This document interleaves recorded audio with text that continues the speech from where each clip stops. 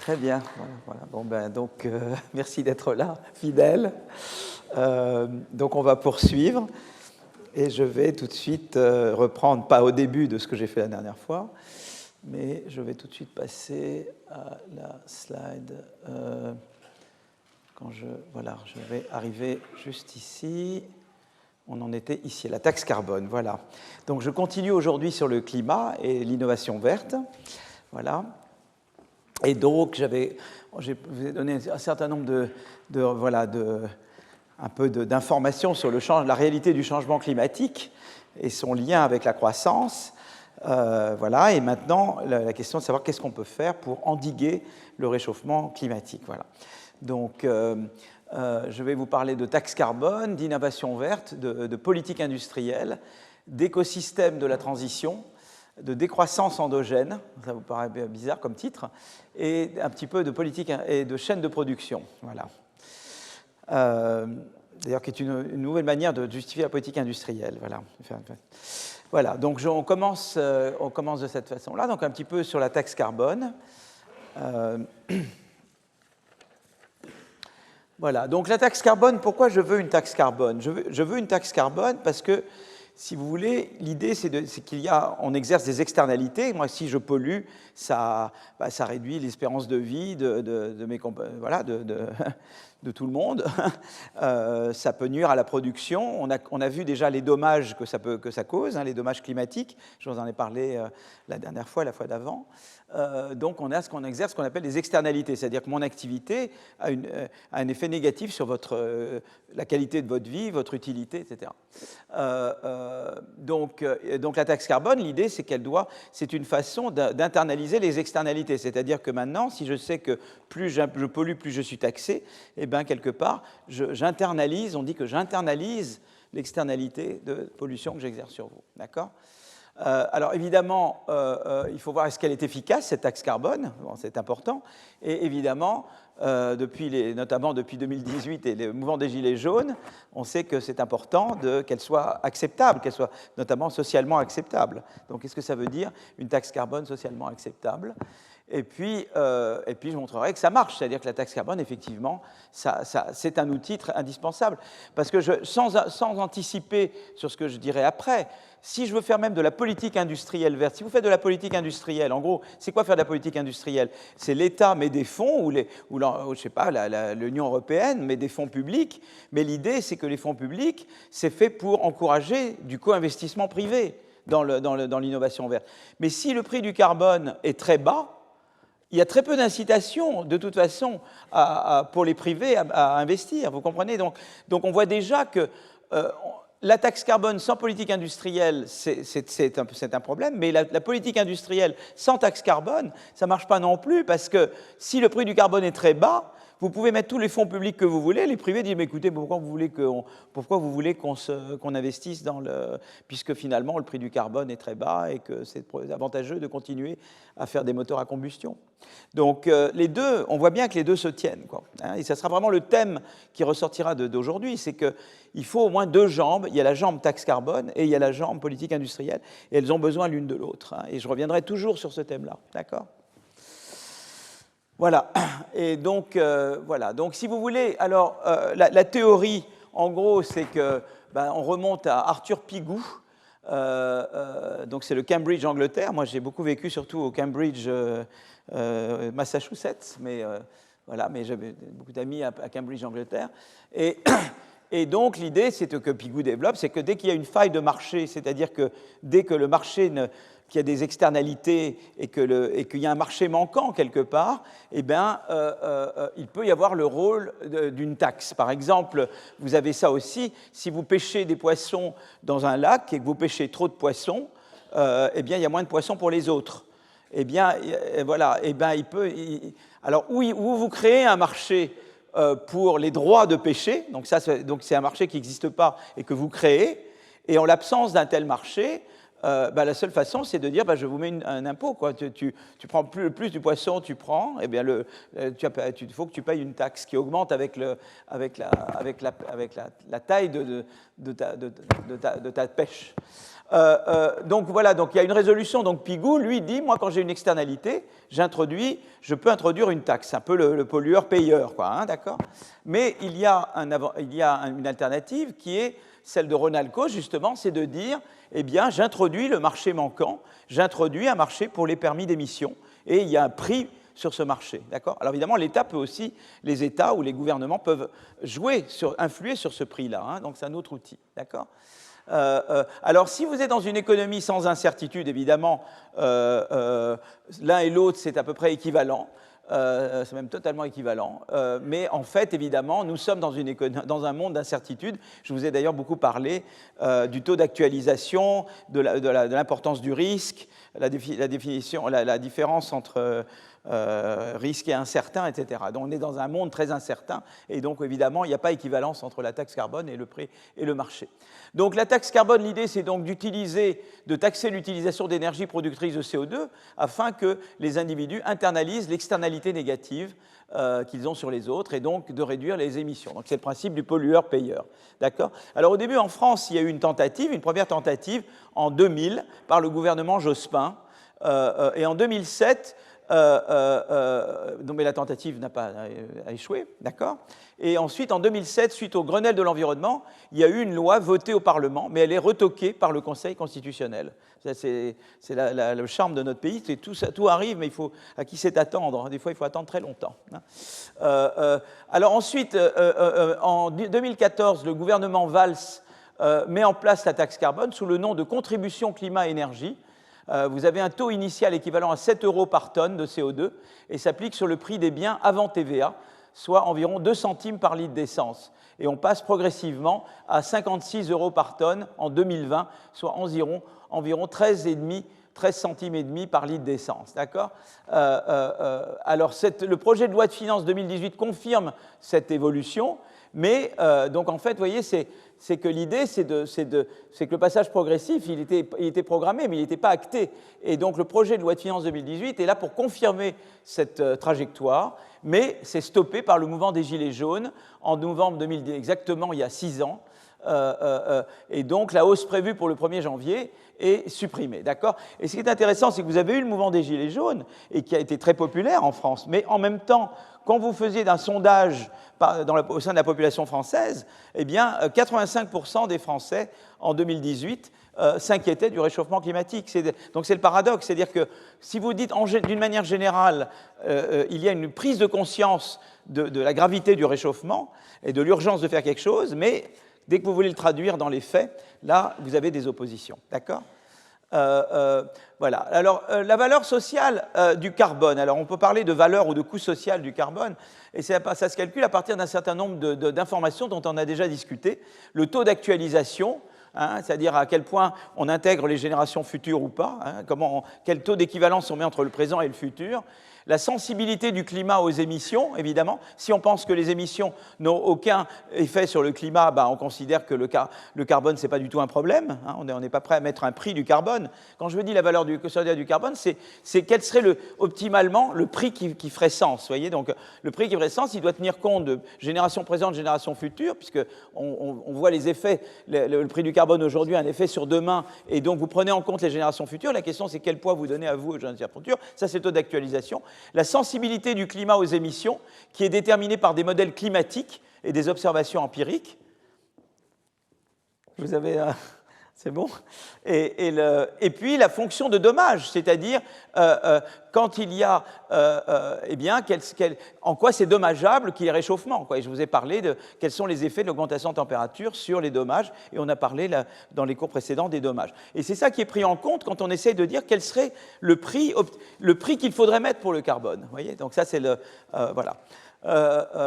Donc si on prend en compte tous ces paramètres, on obtient un coût social d'une tonne de carbone de 185 $ par tonne en 2022.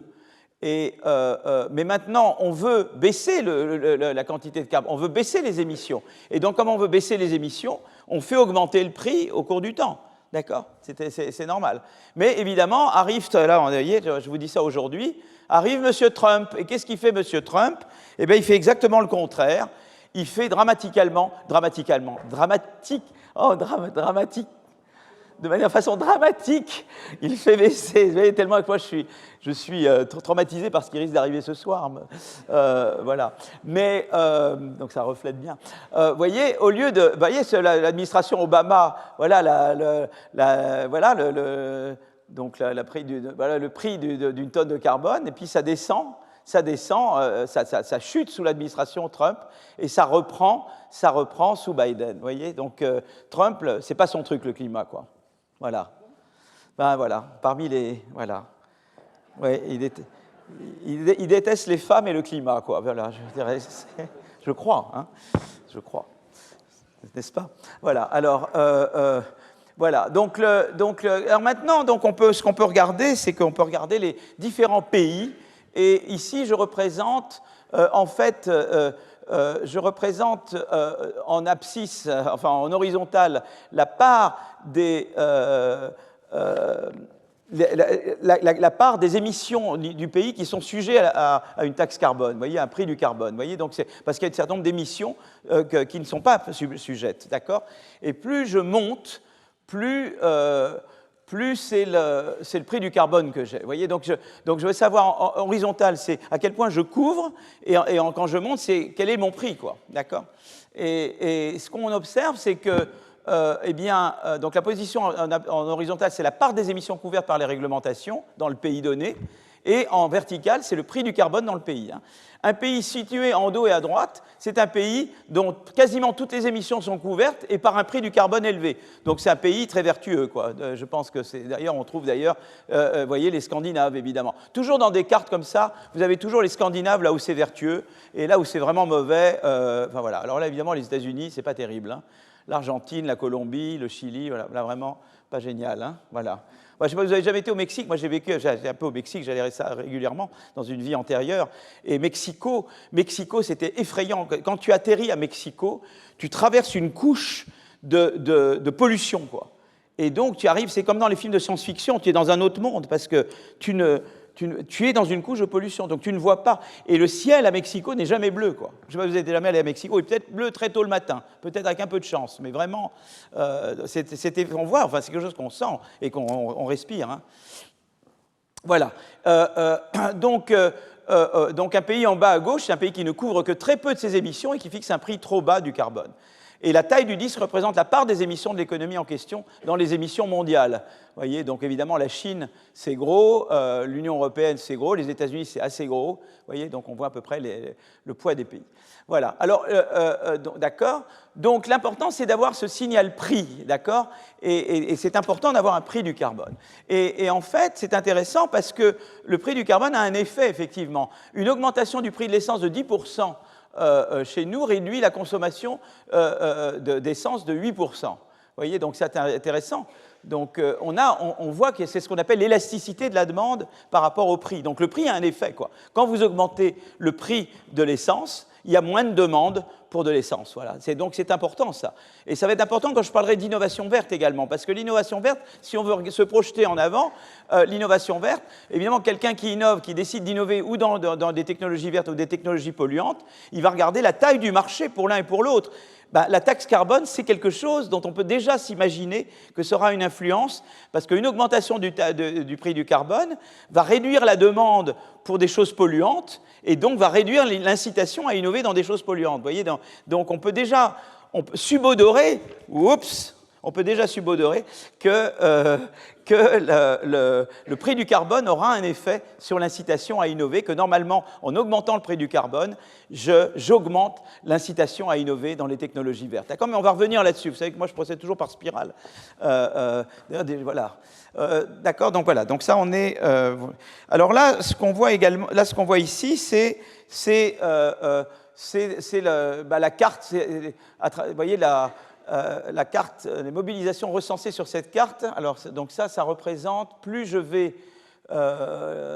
c'est les mouvements d'opposition à la taxe carbone. Voilà, c'est là que je suis. Donc, plus c'est rouge, ou foncé, rouge foncé, plus il y a de la protestation. Évidemment, nous, on est très bien placés. Vous voyez, là, on a eu les gilets jaunes.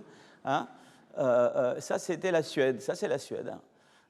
Voilà, donc vous avez un peu les pays par, voyez, sur l'opposition. Donc ça vous montre l'opposition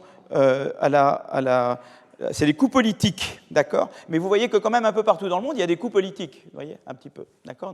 Vous avez des zones colorées un peu partout. Même l'Australie, vous voyez, là, voilà, vous avez des coûts politiques. Voilà, donc voilà, donc il y a l'aspect politique, et je voudrais quand même en dire un mot. Donc la mise en place concrète de politiques environnementales est largement débattue, et en France, ça a été le mouvement des Gilets jaunes. Le relèvement de la taxe carbone en 2018 a été perçu comme une taxe supplémentaire, davantage motivée par des considérations budgétaires, ce qui était parfaitement exact. En fait, si vous voulez, le gouvernement de l'époque s'est dit on va faire d'une pierre deux coups. On va faire plaisir au ministre de l'époque, je ne sais pas si c'était, voilà, whoever, et de l'environnement, no name, et on va également, comme on a un petit trou budgétaire, ça va faire d'une pierre deux coups, puisqu'en fait, ça va rapporter au budget, et on va...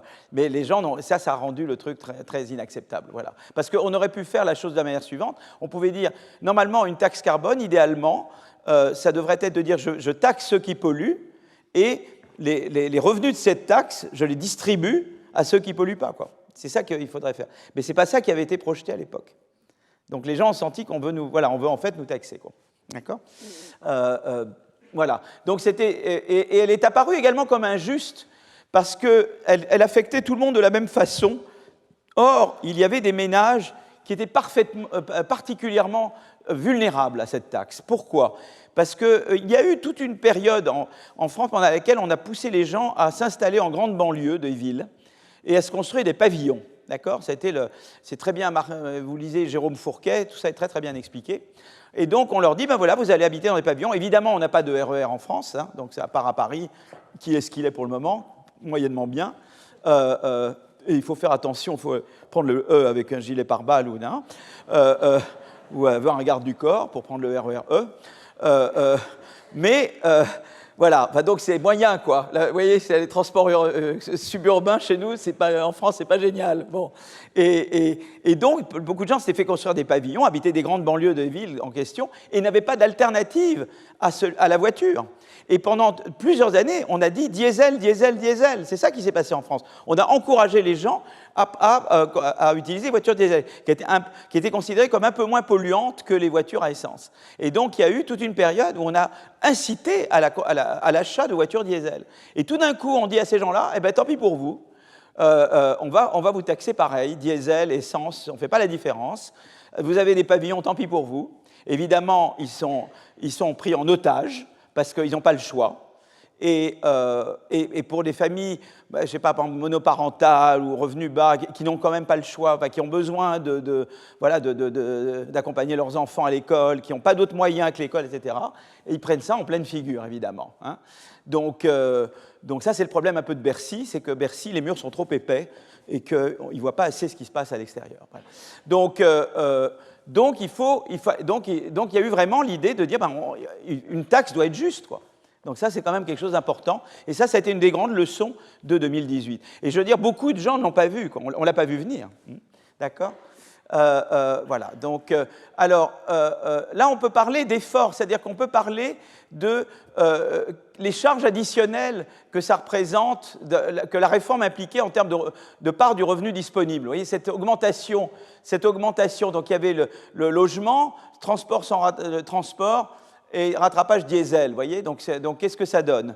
Et si vous voyez vraiment, vous voyez qu'en fait, eh bien, le taux d'effort, vous voyez, c'est-à-dire la part supplémentaire en termes de part des revenus, disons, des différentes dispositions de la loi, était évidemment beaucoup plus forte pour les déciles, les ménages qui avaient le niveau de vie le plus bas, quoi. Vous voyez, donc c'était vraiment, en fait, une taxe régressive. Vous voyez ce que je veux dire ? Elle affectait de manière plus dramatique les ménages en bas de l'échelle par rapport aux ménages en haut de l'échelle. Bon, en haut de l'échelle, une petite augmentation de la taxe carbone, ça n'a franchement aucune importance. D'accord ? Donc c'est vraiment une taxe régressive, c'est-à-dire qu'elle fait plus mal pour les gens qui sont en bas de l'échelle des revenus. D'accord ? Voilà.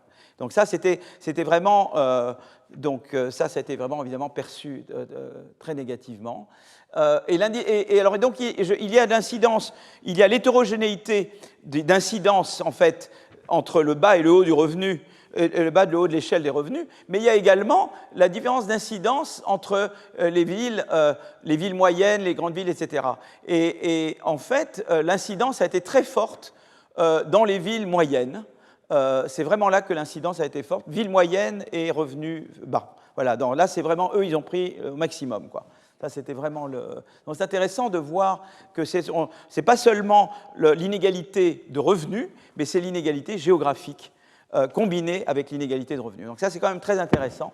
Et voilà. Donc, alors évidemment, la taxe carbone produit des recettes. Alors, tu peux faire une manière d'utiliser les recettes, c'est de dire je réduis le déficit budgétaire. C'est ce qui avait été envisagé en 2018, qui n'a pas plu, évidemment. Mais d'autres choses, ce que tu peux faire, c'est que eh bien, tu peux utiliser ces revenus pour soulager les ménages qui font face à des hausses de prix et inciter à des changements de comportement. Donc, voilà. Donc, donc l'idée, c'est qu'effectivement, ce que tu voudrais faire, idéalement, une taxe carbone devrait être normalement neutre, c'est-à-dire que tu taxes les pollueurs, mais tu subventionnes les bons comportements, y compris peut-être subventionner l'achat de voitures électriques ou de chauffage électrique, etc. Et c'est ça qui n'était pas du tout dans la loi de 2018, d'accord ?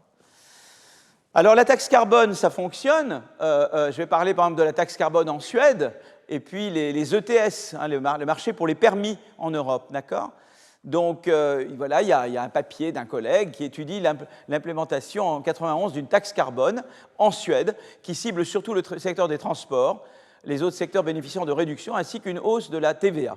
Les émissions du secteur des transports chutent durablement, c'est ce qu'on voit là, par rapport à l'ensemble des économies comparables affichées sur le graphique. Vous voyez, si on regarde d'autres pays que la Grèce, que la Suède baisse ses émissions dues au transport, d'accord ? Et la baisse des émissions, elle est vraiment due à la transition massive de l'essence vers le diesel. Voilà ce qui se passe quand j'augmente le prix de l'essence, eh bien j'incite à aller vers le diesel. Et je réduis gasoline, vous voyez, donc voilà, et quand même, voilà, c'est quand même un effet. Donc on voit qu'il y a eu un effet, voilà, qui a été celui-là. Évidemment, on aurait pu aussi taxer le diesel, comme on l'a fait nous en 2018, etc. Mais c'est intéressant de voir que tout de suite il y a un effet quand tu mets une taxe carbone, hein, donc ça, c'est voilà. Voilà. Et donc, si on regarde maintenant dans l'ensemble de l'Union européenne, eh bien, donc d'abord, il y a des permis. Vous savez que chaque tonne supplémentaire de CO2 émise dans l'Union européenne nécessite un permis. Ces permis s'échangent sur le marché carbone, qui permet d'identifier à chaque instant le prix implicite d'une tonne de carbone. Et vous voyez que le prix du carbone implicite a augmenté beaucoup depuis 2018. Donc on voit une augmentation du prix du carbone. D'accord ? Donc, en fait, ce qu'on peut regarder maintenant, c'est que cette augmentation, quel est l'effet ? Eh bien, cette étude montre l'impact de la réglementation carbone européenne, eh bien, qui affecte le prix du carbone, et eh bien, les émissions chutent largement. Voilà, on le voit là. Mais également, la production, donc les émissions chutent largement. On observe aussi que la hausse du prix du carbone se transmet au niveau général des prix, vous voyez, voilà, et particulièrement au prix de l'énergie. De la même manière, on peut voir aussi d'ailleurs dans le précédent que la production industrielle aussi en prend un petit coup quand même. Hein. Donc il faut savoir que quand vous êtes une taxe carbone, vous avez un effet de court terme négatif sur la croissance. Hein. Vous avez la production industrielle qui à court terme va baisser. Donc ça, il faut savoir, il n'y a pas de transition énergétique qui n'ait pas de coût. C'est important parce que j'ai un collègue à moi qui s'appelle Michael Porter, qui est à la Business School d'Harvard, qui lui soutient qu'on peut faire une transition verte sans coût.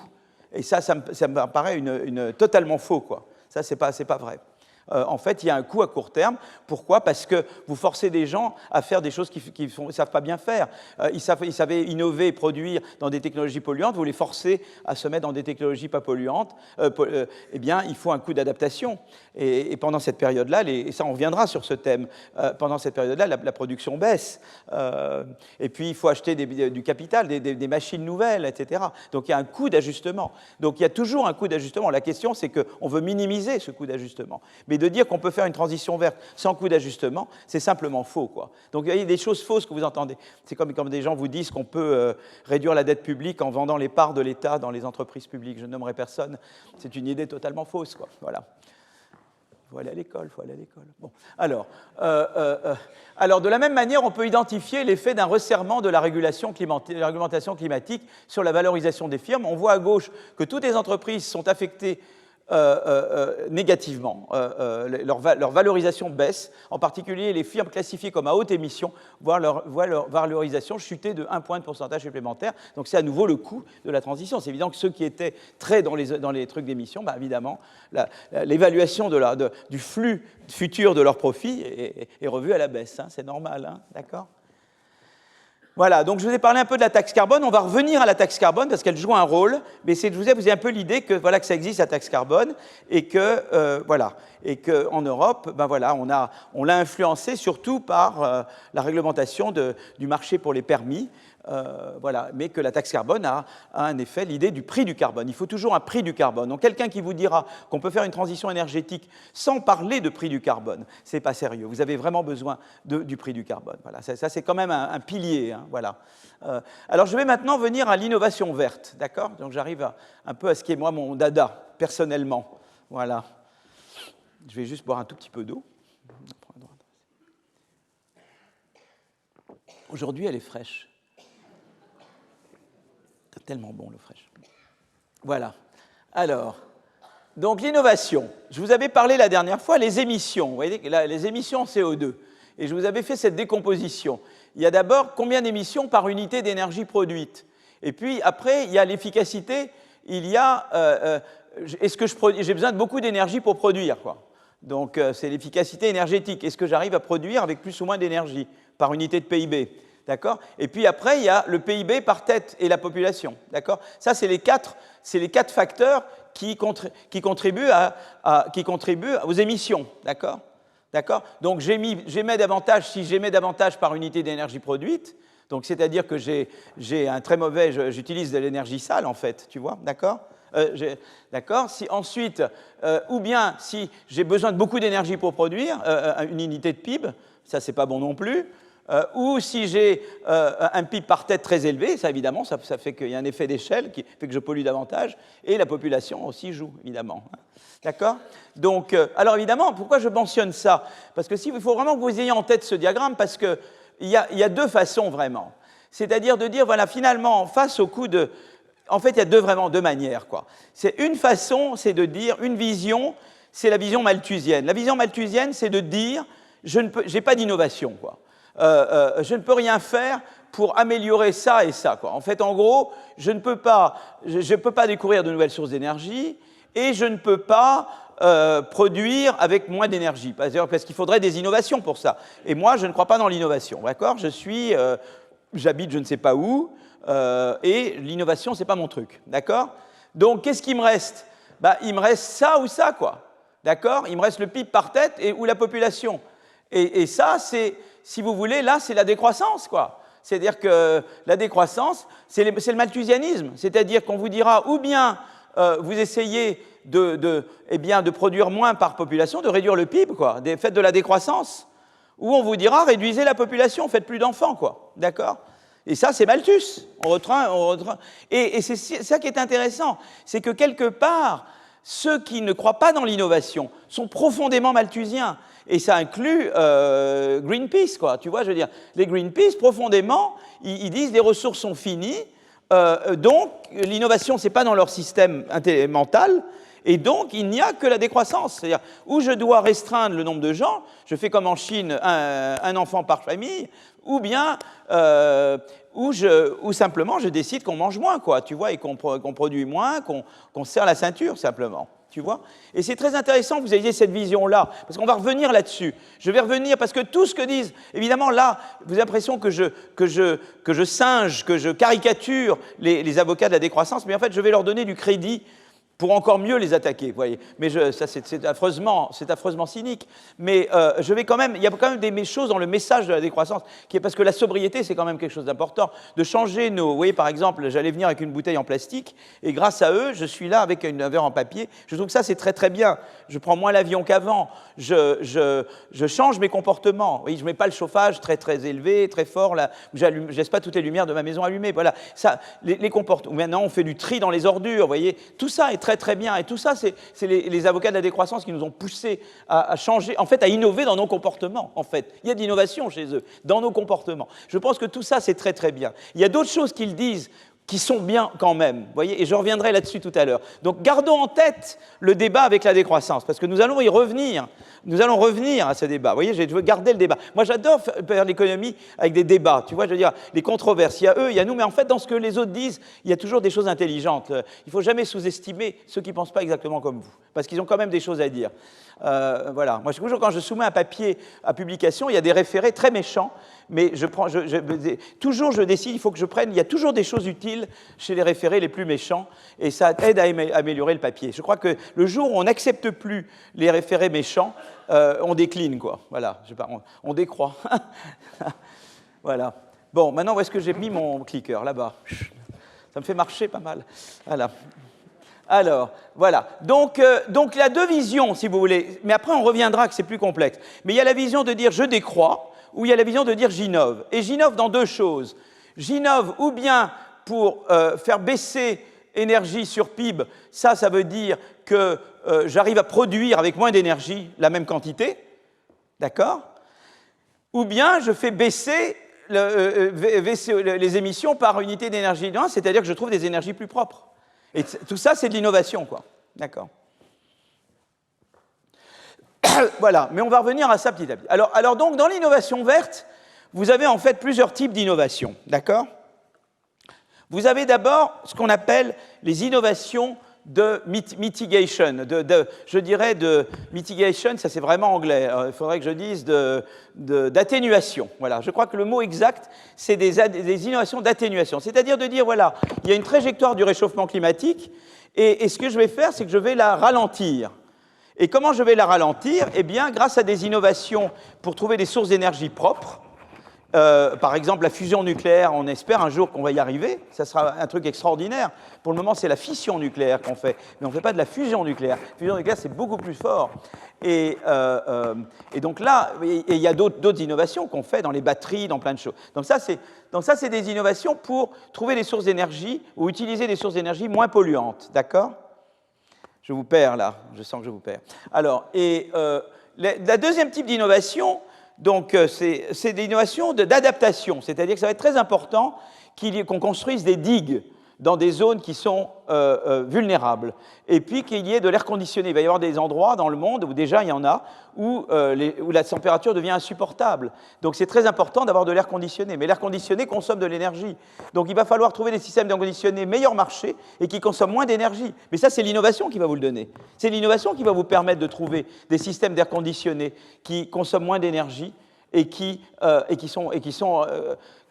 les pays en développement peuvent s'offrir, d'accord?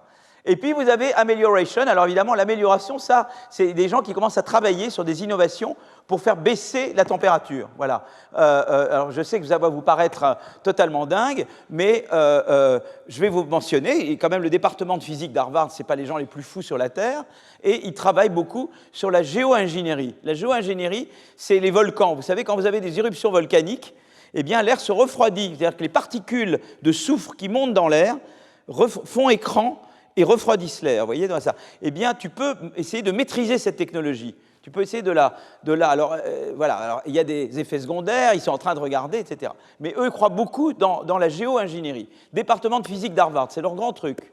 Voilà, ils travaillent beaucoup là-dessus. Et beaucoup de moyens sont mis sur ça. Il y a des gens, sinon, qui travaillent à l'idée d'abat-jour géant dans l'espace, tu vois, pour cacher un peu le soleil, etc. Voilà, c'est des gens, voilà, vous pensez qu'ils sont totalement dingues, mais ça vaut la peine d'aller regarder ce qu'ils font. Voilà.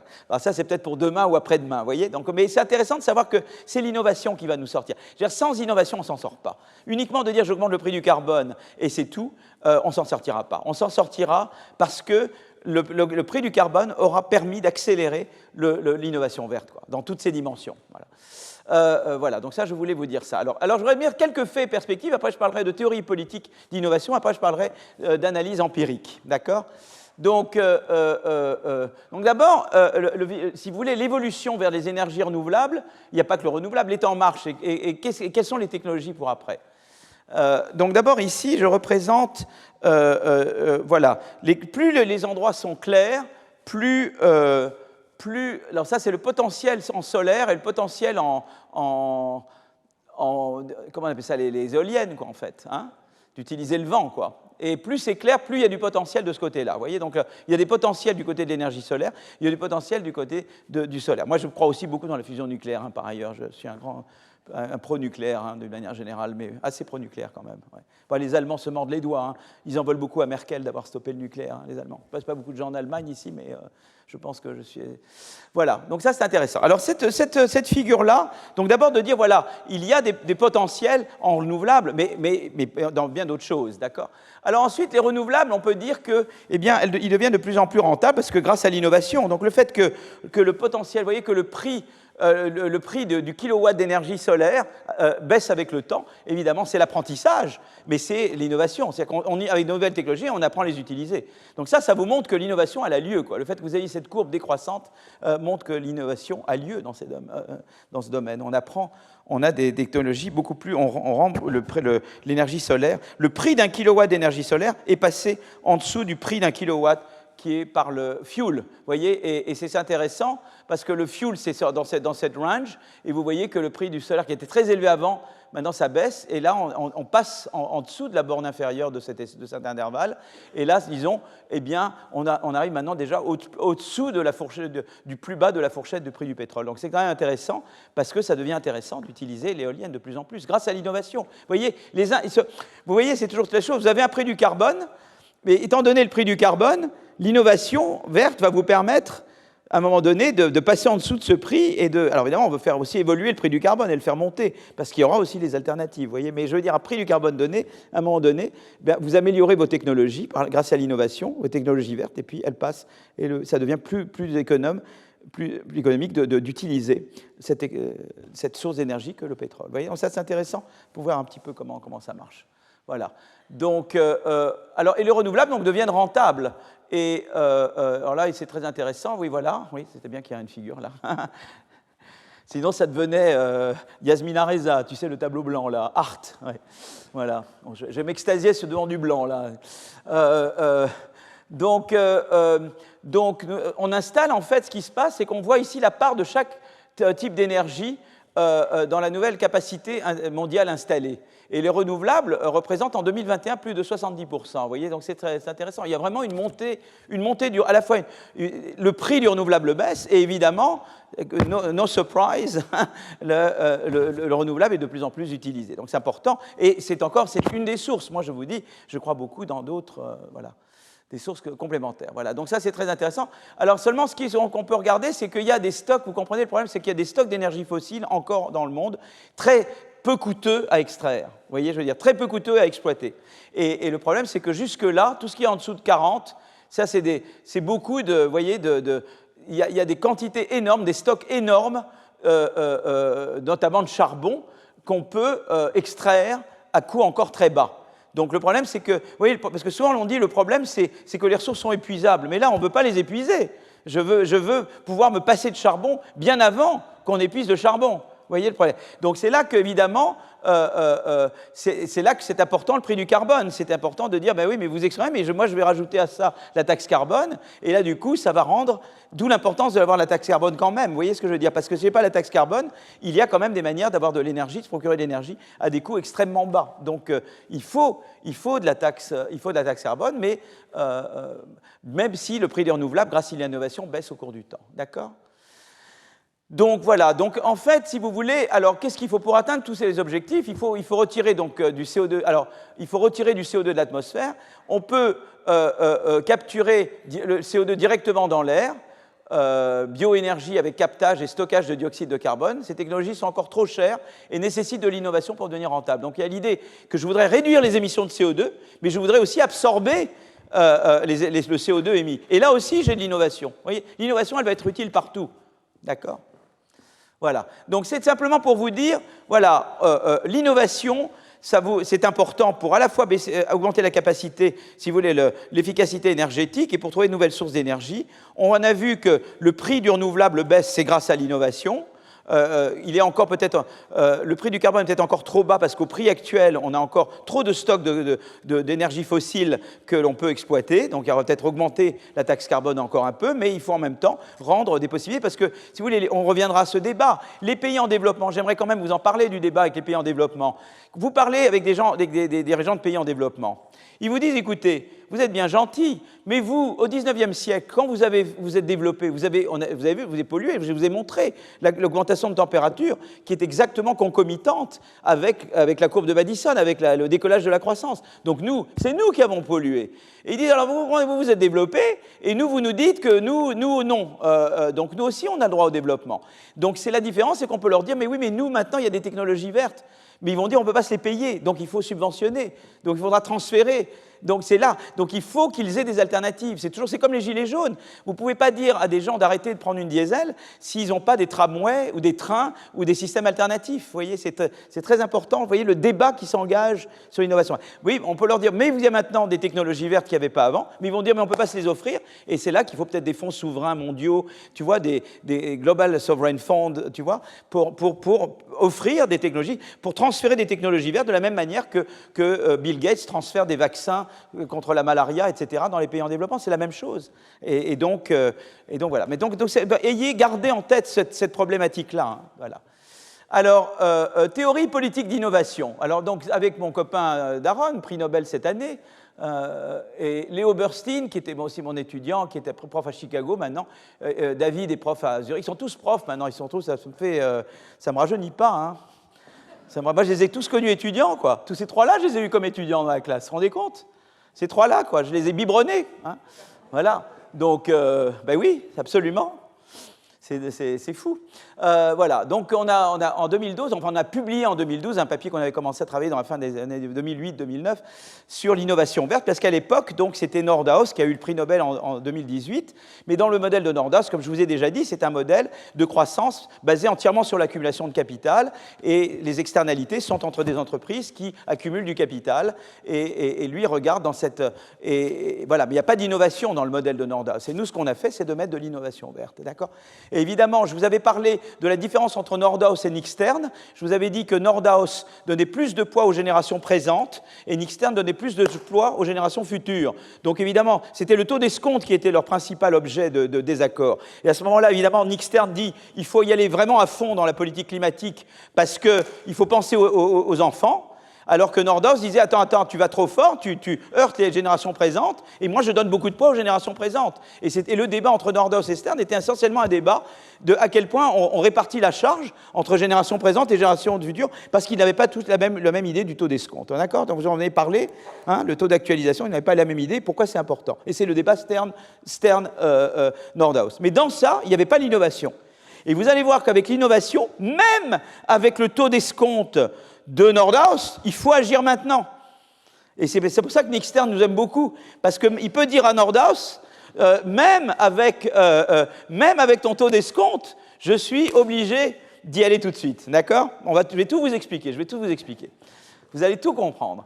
Donc en fait, dans notre modèle, avec Daron, David et Léo, et puis on a continué après avec différentes personnes, on a un modèle où les entreprises innovent, d'accord ? Donc elles peuvent décider, elles produisent et elles innovent. Elles peuvent décider d'innover dans des technologies vertes ou d'innover dans de la technologie polluante, d'accord ?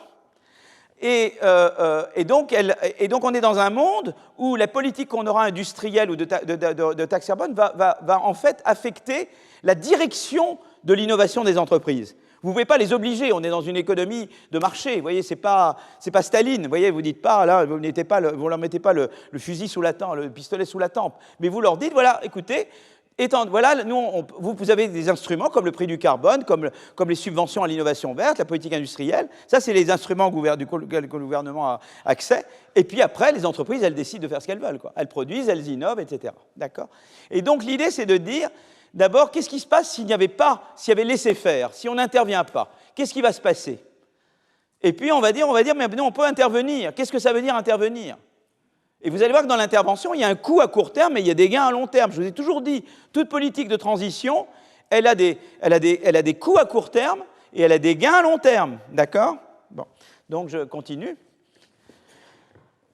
Donc voilà, donc les innovateurs dirigent leurs efforts, les entreprises qui innovent, dirigent leurs efforts vers les technologies vertes ou polluantes selon les incitations économiques auxquelles elles font face. D'accord? Voilà. Alors, toutes choses égales par ailleurs, alors voilà le truc très important, c'est ce que j'appelle des phénomènes de dépendance au sentier. Je vous l'ai déjà mentionné la dernière fois, c'est un phénomène très important. C'est-à-dire de dire, eh bien, je tends à continuer à faire ce que je sais déjà bien faire. Vous voyez, si mettons que vous pouvez être cuisinier ou danseur, moi je suis plutôt danseur que cuisinier, vous voyez ici, je suis très mauvais cuisinier, ma chorégraphie est ici devant vous, Donc, eh bien, si vous adorez cuisiner depuis longtemps, vous n'allez pas demain décider de devenir danseur, quoi. Vous voyez, vous avez peur de vous ridiculiser, vous n'êtes pas bon, etc. Vous choisissez spontanément de continuer de faire ce que vous savez bien faire. Eh bien, c'est pareil pour l'innovation, et je vais vous le montrer empiriquement. Donc maintenant, je vous dis, c'est comme ça que ça se passe. Mais tout à l'heure, je vais vous montrer de l'évidence empirique qui confirme cette idée-là. Donc je ne sors pas une idée, je la confronte toujours. Moi, quand j'ai des idées, je les confronte aux données, et je fais toujours un va-et-vient entre les données et la théorie. Vous voyez, c'est comme ça que je travaille, quoi. C'est comme ça qu'on travaille dans notre lab, c'est comme ça que ça marche chez nous. Voilà, notre façon de faire de l'économie. Voilà, tout le monde ne fait pas ça. Donc voilà. Donc si vous voulez, voilà. Alors qu'est-ce qui va se passer dans un modèle comme ça? Sans intervention de l'État, la plupart des entreprises ont innové dans des technologies polluantes. Donc, elles vont continuer d'innover dans des technologies polluantes, d'accord? Et donc, ce qui va se passer, c'est que le gap, vous voyez, donc on est meilleur, voilà le niveau technologique qu'on a sur les technologies polluantes, je vais l'appeler A polluant.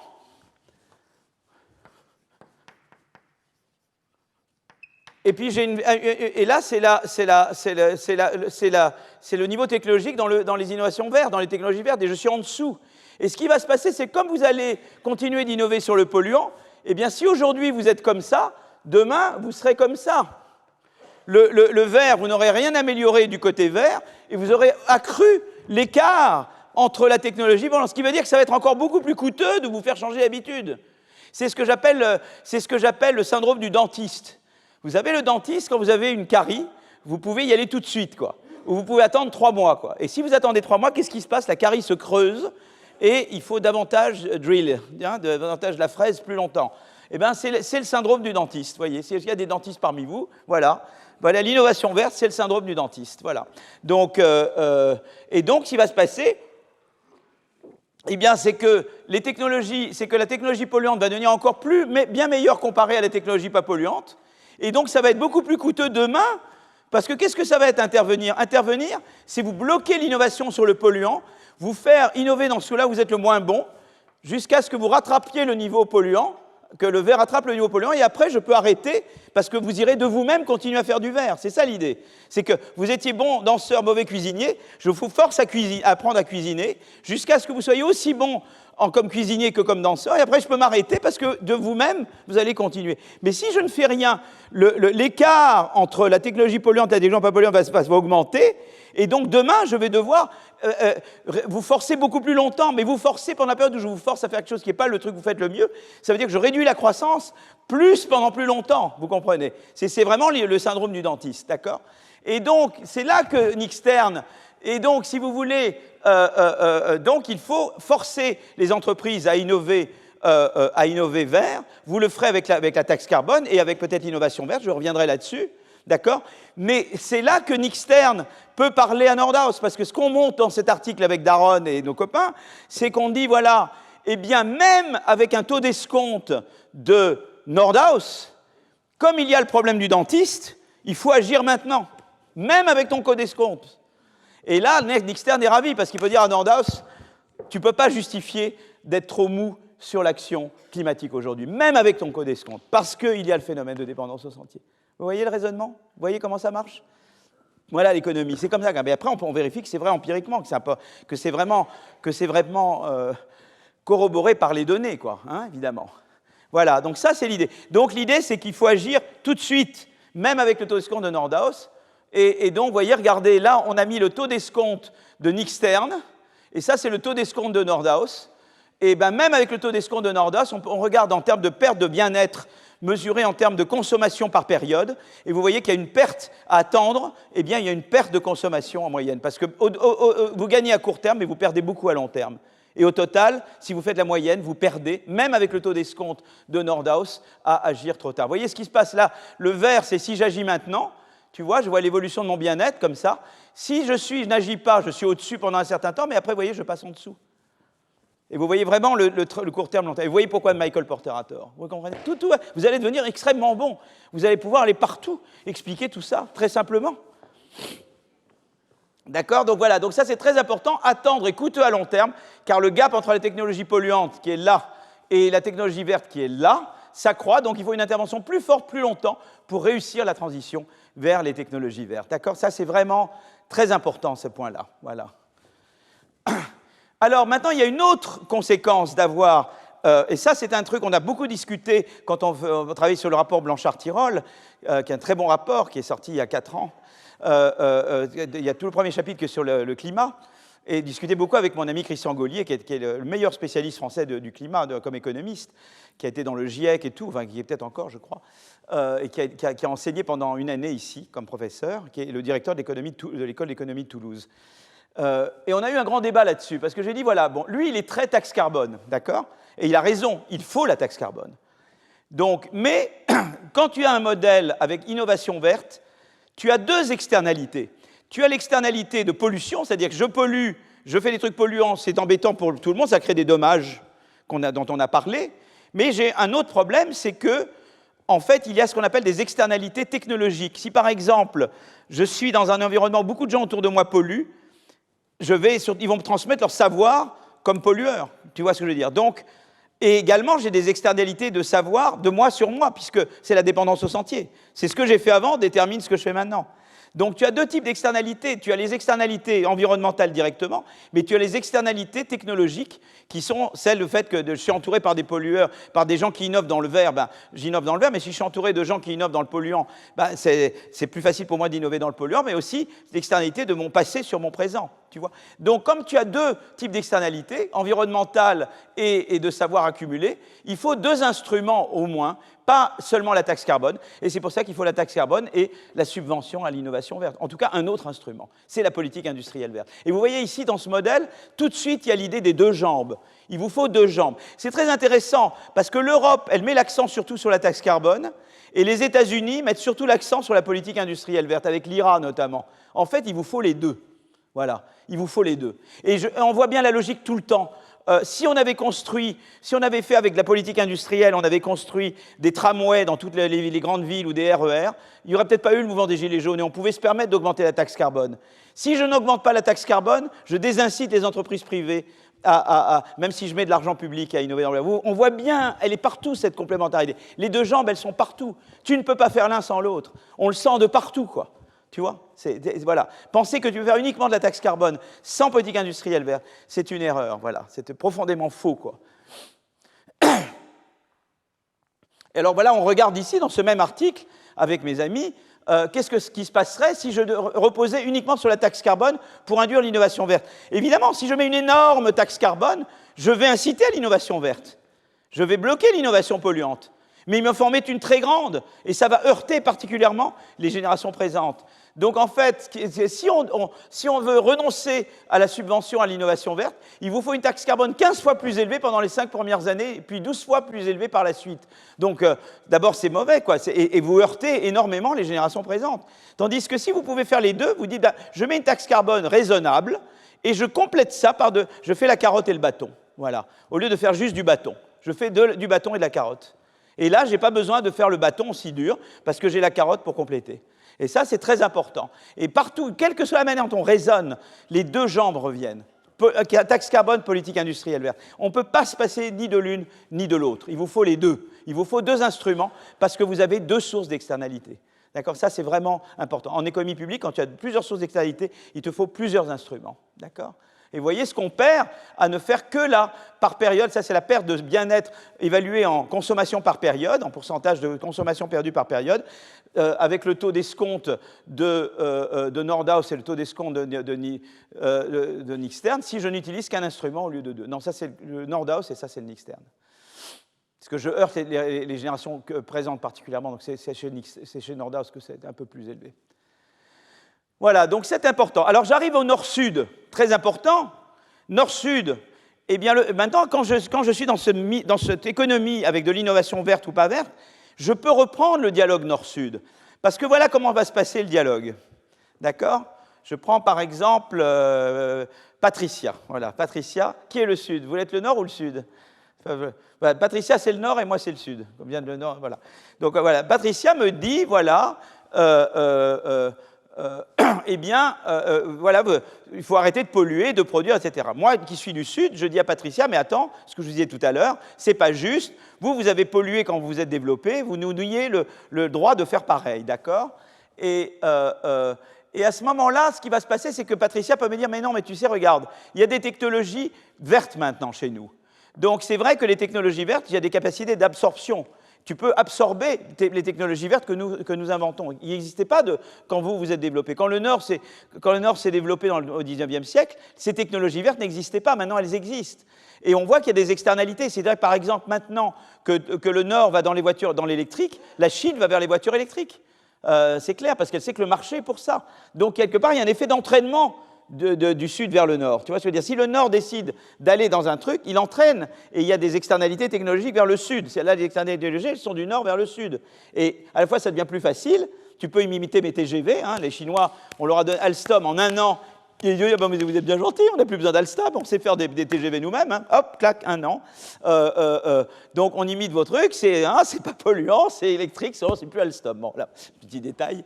Voilà. Mais, donc, en tout cas, donc il y a des trucs, c'est-à-dire, il y a des transferts de technologie. Une chose que le Nord peut faire, c'est de subventionner les transferts de technologie.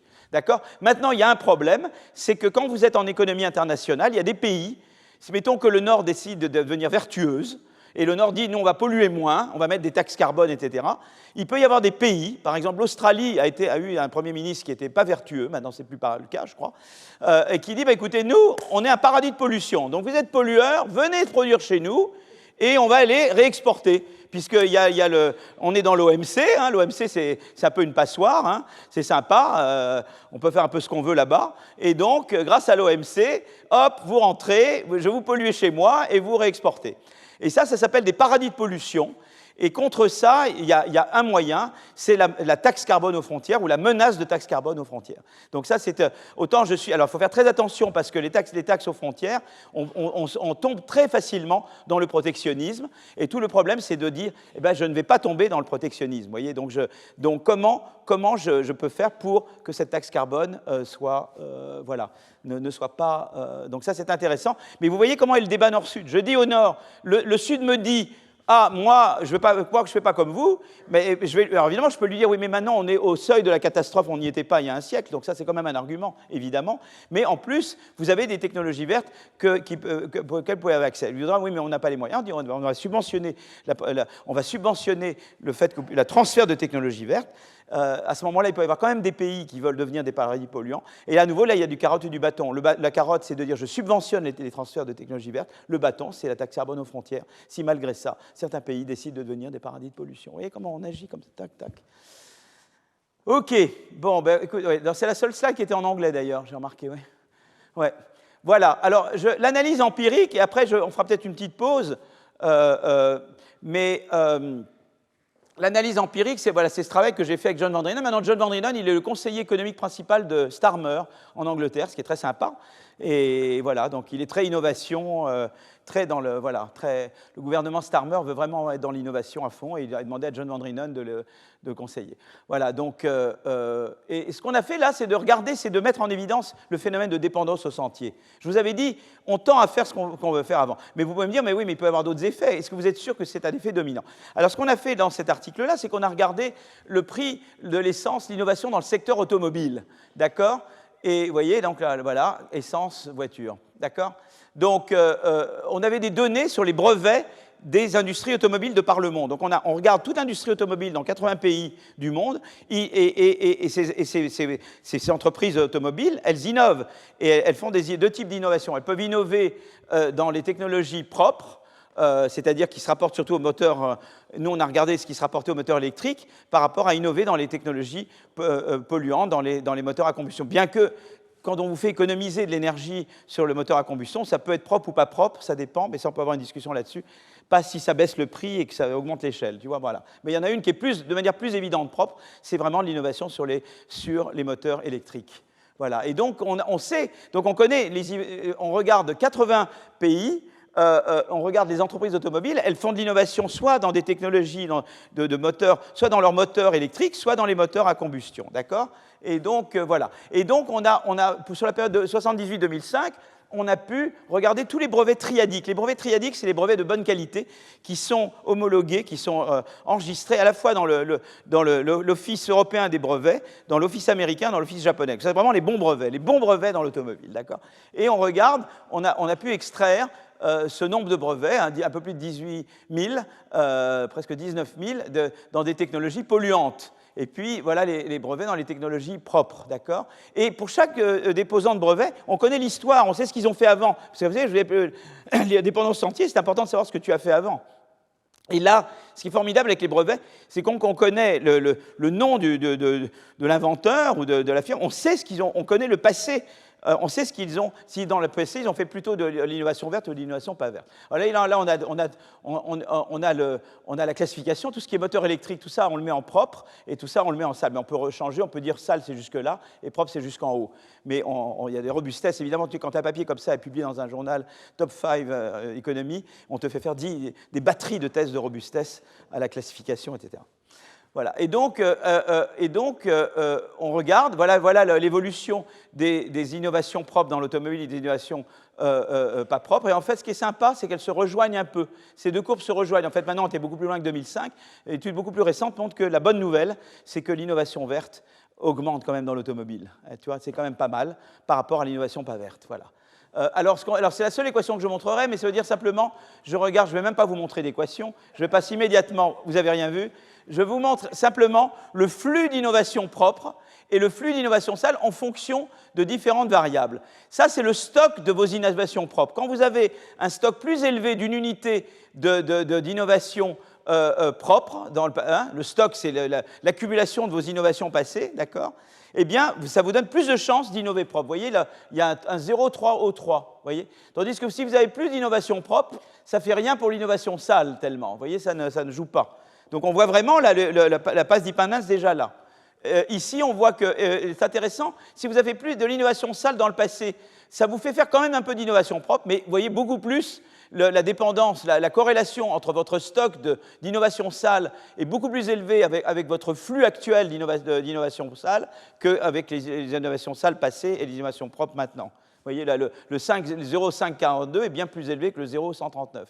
Donc, si je fais cette colonne moins cette colonne, qui est votre propensité à innover propre plutôt que sale, elle va dépendre positivement du stock d'innovation propre, et elle va dépendre négativement, si je fais ça moins ça, c'est négatif, elle va dépendre négativement de votre stock d'innovation sale. Donc, si vous avez beaucoup d'innovation propre, donc l'innovation propre dans le passé, ça vous incite à innover plutôt propre, plus d'innovation sale dans le passé, ça vous incite à innover dans les technologies sales. D'accord? Donc là, on voit bien le phénomène de dépendance au sentier. Vous le voyez là dans les données. Vous voyez, là, c'est pas de la théorie, là, c'est de l'empirique. D'accord? On voit que c'est vrai, quoi. Et alors, ça, c'est la mauvaise nouvelle. Mais la bonne nouvelle, elle est là. Vous voyez, regardez, si j'augmente le prix du pétrole auquel les entreprises font face. Alors, comment je calcule le prix du pétrole pour une entreprise? Une entreprise, elle opère dans plusieurs pays. Mettons que je vends 2 tiers à l'Allemagne et 1 tiers aux États-Unis. Eh bien, le prix du pétrole auquel je fais face, c'est 2 tiers le prix allemand, plus 1 tiers le prix américain. Tu vois, je pondère par l'importance de ces pays dans mon marché. Tu vois, une entreprise, elle est exposée plus ou moins dans des marchés. Donc, je fais la somme pondérée des prix du pétrole dans les différents marchés, de taxe carbone, tu vois, avec la taxe carbone, mais pondérée par l'importance de ces pays dans mon chiffre d'affaires. Tu vois, voilà. Donc, on voit que plus une entreprise est exposée à un prix élevé, plus elle va innover vers moins elle va innover dans le polluant. Tu vois le moins ici et le plus là? Donc il y a une mauvaise nouvelle, c'est la dépendance au sentier, mais il y a une bonne nouvelle, c'est que le prix du carbone, ça marche, quoi. Et ça ne marche pas seulement pour vous faire produire moins de polluants, ça marche pour vous faire innover vert. Voyez? Donc ça, mais on sait que ce n'est pas le seul instrument, il vous faut aussi de la subvention à l'innovation verte. Et on peut regarder, alors après, donc ça, ben là, on résume, le changement technique peut être orienté vers une action propre grâce au mécanisme des prix, notamment, mais aussi les subventions vertes. La mauvaise nouvelle, c'est que, eh bien, si on ne fait rien, eh bien, on court le risque d'un désastre environnemental. La bonne nouvelle, c'est que l'intervention de l'État peut permettre de réorienter l'innovation des entreprises vers les technologies vertes, et c'est comme ça qu'on s'en sort. Voyez? Et ça, c'est très important, c'est de dire, voilà, si on ne fait rien, c'est la cata, mais on a les moyens d'agir. Par exemple, ce qu'on peut faire, c'est qu'on peut utiliser le modèle estimé et on peut regarder qu'est-ce qui se passerait si j'augmente le prix de l'essence. C'est ce qu'on avait fait dans cet article-là. On avait dit, voilà, le prix, voilà si on faisait rien. Tu vois, alors on voyait ça c'est l'innovation verte et ça c'est l'innovation pas verte. Il ne se passait pas grand-chose. On était en 2005 à l'époque. Hein. On regardait en 2005. Maintenant, si on met, on augmente le prix du fuel de 10%, voilà, les deux courbes se rapprochent.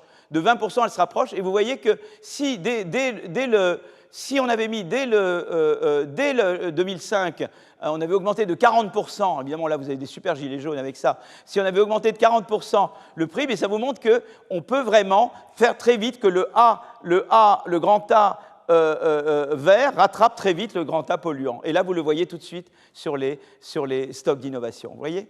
Et donc c'est intéressant, c'est que, évidemment, plus vous mettez un prix du carbone élevé, plus vous allez vite, quoi, hein, dans cet ajustement.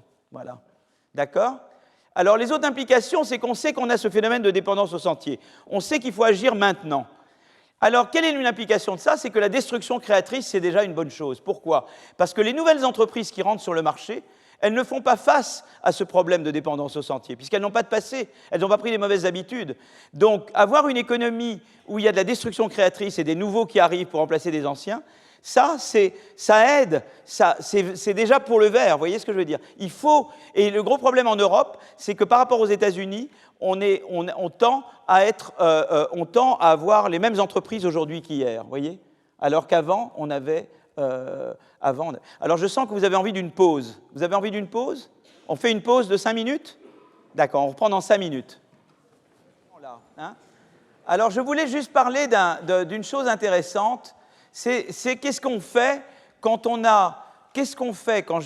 je dois passer du charbon au renouvelable, par exemple, mais j'ai une source intermédiaire d'énergie qui est, comme aux États-Unis, le gaz de schiste. Alors, je ne suis pas en train de faire l'avocat du gaz de schiste, mais c'est un problème, ce qu'on appelle de transition énergétique intéressant. Qu'est-ce que vous faites avec une source d'énergie intermédiaire qui peut vous aider à réduire la pollution maintenant, mais dans le long terme, vous espérez pouvoir faire mieux? En fait, la fission nucléaire, c'est un peu ça aussi. La fission nucléaire, c'est on espère avoir la fusion nucléaire ou d'autres sources. On ne veut pas se reposer uniquement sur la fission nucléaire. Ben, le gaz de schiste, c'est un peu pareil. Et si vous regardez aux États-Unis, il y a eu ce qu'on appelle la révolution du gaz de schiste. On voit que depuis la fin des années 2000, la part de la production d'électricité avec des centrales à charbon a baissé fortement. Et par contre, vous produisez davantage d'électricité à partir du gaz de schiste. D'accord? Donc, voilà. Donc, et là, ce qu'on va faire, c'est qu'on va dire, ben voilà, quels sont les effets à espérer d'une amélioration exogène, hein, c'est une technologie d'extraction du gaz de schiste qui s'améliore, par exemple, sur la pollution agrégée à court et long terme. Voilà. Alors, eh bien, en fait, qu'est-ce qui va se passer? C'est intéressant, c'est de l'économie, là, que je vous fais. Hein, de toute façon, c'est de l'économie qu'on fait ici. Eh bien, à court terme, c'est très intéressant. Le fait d'avoir cette révolution dans le gaz de schiste, qu'est-ce que ça va avoir comme effet? Ah, vous nous revenez. J'étais inquiet que vous nous quittiez. Je me dis, mais il n'est pas content. Et oui, il m'abandonne, quoi. Voilà, donc voilà. Bon, c'est très bien. Alors, donc, qu'est-ce qui va se passer? Eh bien, là, on regarde l'effet d'une révolution dans le gaz de schiste aux États-Unis. Qu'est-ce qui se passe? Il y a d'abord un effet de substitution, c'est-à-dire que je remplace du charbon par du gaz de schiste. C'est moins polluant, donc il y a un effet qui fait baisser la pollution à court terme. Ça, c'est l'effet direct à court terme. Mais il y a un effet indirect, qui est l'effet d'échelle. Et c'est ça l'économie. L'économie, vous voyez, pour ça que je pense qu'il faudrait enseigner l'économie dès la 6e.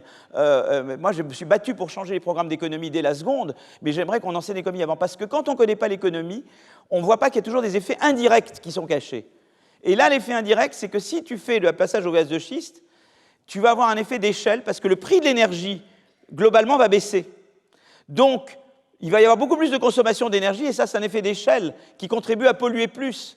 Donc c'est intéressant, tu vois, c'est ça que tu fais en économie. Ça, c'est de l'économie, tu vois. Donc quand tu as un effet, si tu veux, de substitution, mais tu as un effet d'échelle qui va contre l'effet de substitution. Heureusement, les études que nous avons faites montrent qu'au total, à court terme, aux États-Unis, c'est l'effet de substitution qui l'a emporté. Et donc les émissions de CO2,